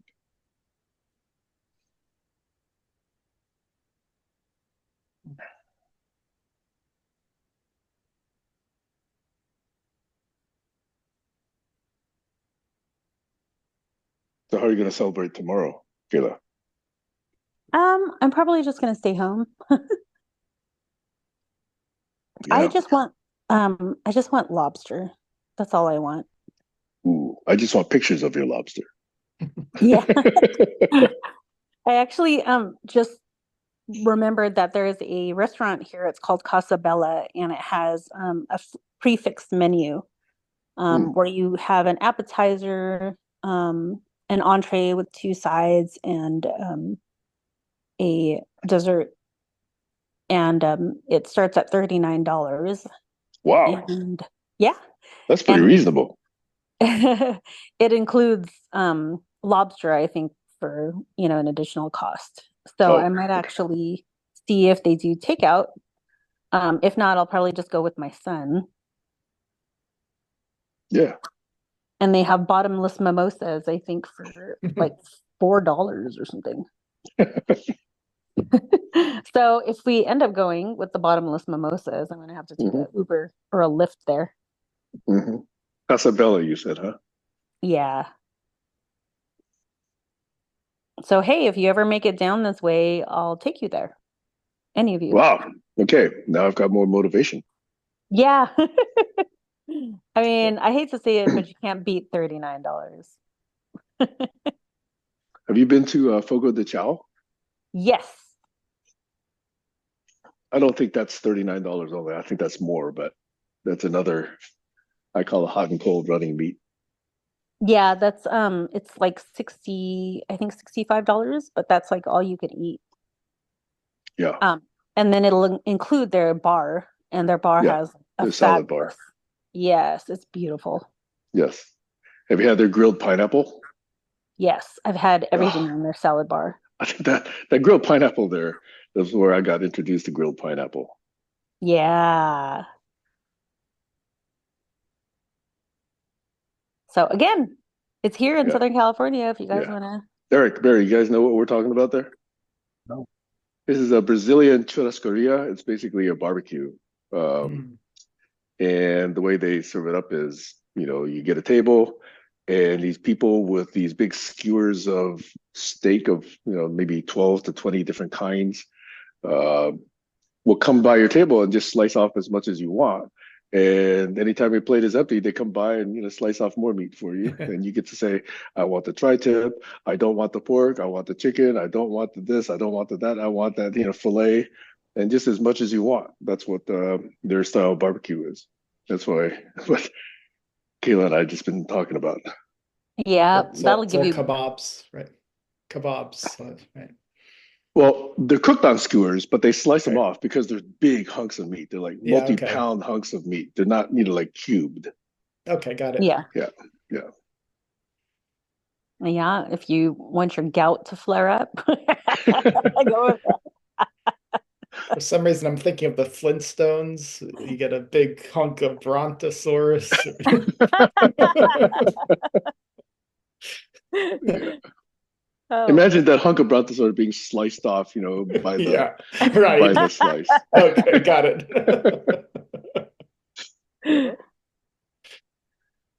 Except for Bam Bam. Bam Bam will eat the whole thing. Yeah. bam, bam. So that's the answer. We have to live like the Stone Age people. That will That's right. we'll Go be keto. happier. Right? Keto is supposed to be healthy for you. Mhm. I admit I was cheating. Gail made a cheesecake, and I've been eating that cheesecake. Yep. Ooh, homemade. Yes, from scratch. Wow. She made Oh, the crust. She made the filling. She topped it off. Yeah, it's really good. yum. So one Yeah. day you'll be able to virtually transmit that cheesecake, and we'll be able to pick up a slice in a 3D printer, right? Yeah, the transmitter. It's a Right. food replicator, right? That's right. Yeah. Not only that, I'll be able to, step into the transmitter and appear in Ventura, and then we can go to There you go. Casabella. Yeah. Yeah, Sam's got to write some science fiction. So we had to dream about these. Sorry, not transmitter, transporter. The transporter. Yeah, transporter, right. Yeah, we were talking about operations concepts earlier, Kayla. We're in new technology in a domain called systems engineering, which I used to be a member of back when I did work at TRW. The first thing you would do when you're designing or conceiving of a new system was to write a science fiction novel of the world in which this thing that you are designing already exists. So you get to write the science fiction. I call it science fiction, but it's basically a what if. Okay. So you write this, it could be like 20 to 100 pages of what the world would look like with this new system. And the system that I was working on, this one example, was the Science Operations Ground Station for the Hubble Space Telescope.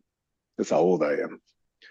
And so we had to look at, the sensor data, the bandwidth, where the processes were, how big the computers were, how big the disk storage had to be, the different bandwidths between different research facilities and different kind of stakeholders, and how you had to archive and back up and error correct all of that stuff. So that's a chance to write that science fiction novel. So I said, with Doug Engelbart's 60th coming up in 2028, which is a question that Eric asked, I said, I'm going to take the 5 or 6 things that I think, in my view, still remain to be realized out of Doug's vision, and I'm going to write an operations concept for each of these, or maybe one to cover all of them. So I think that's something I could work on between now and 2028. Whether or not I get to build any of it is beyond that operations concept. So anyway, that was the why idea that has to topic get came out. up. Yes. We have to have a vision of what that idea looks like, and then Yeah. people could dream about it, and Yeah. something totally different may emerge from it, but Yeah. the vision is what's important. Nice. So that's how that concept came up. The Hubble Hubble spacecraft. That's Yeah, awesome. Yeah. It's amazing what we've seen in space since that went up. Well, Yeah. just that plus JWST. I mean, that's just taken astronomy, astrophysics, cosmology Yep. to a whole brand new set of insights. And it's fascinating what they come up with every week. Yeah, something new about the origins of the universe. Yeah, these old black holes, Yeah. old galaxies. Right. I mean, Barry can correct me, but I believe the whole Big Bang theory is now completely obliterated. Well, it's insufficient because they don't really know what happened at the beginning or even before the beginning. Right. Right. There's I no mean, way they information have survives the Big Bang. yeah, there's gaps in the Big Bang theory. Yeah. I think that the term bang was kind of a metaphor, but it's the wrong word. It's really an period of high speed inflation, but it's not a bang, it's just an inflationary period. It wasn't audible. Yes. And it's not going to end in the big gannap either. So it should have been the Big Bing, like Microsoft Bing. Arg.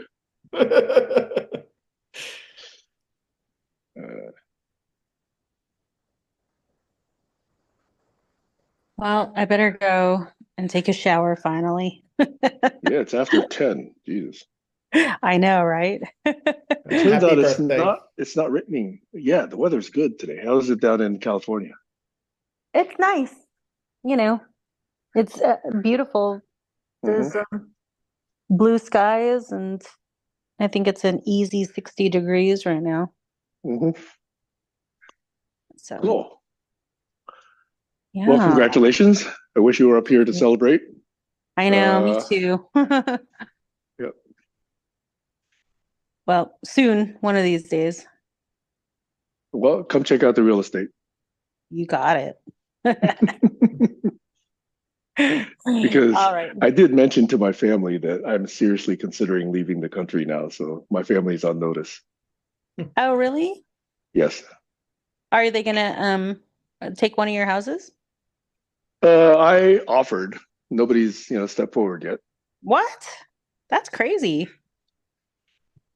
But I guess if they live in different cities, Well, a lot of my family grew up in urban and suburbia. They're not used to living in a rural location.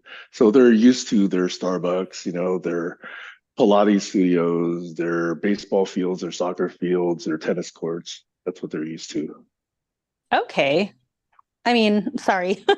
That makes I just sometimes it makes me feel like I'm the only one.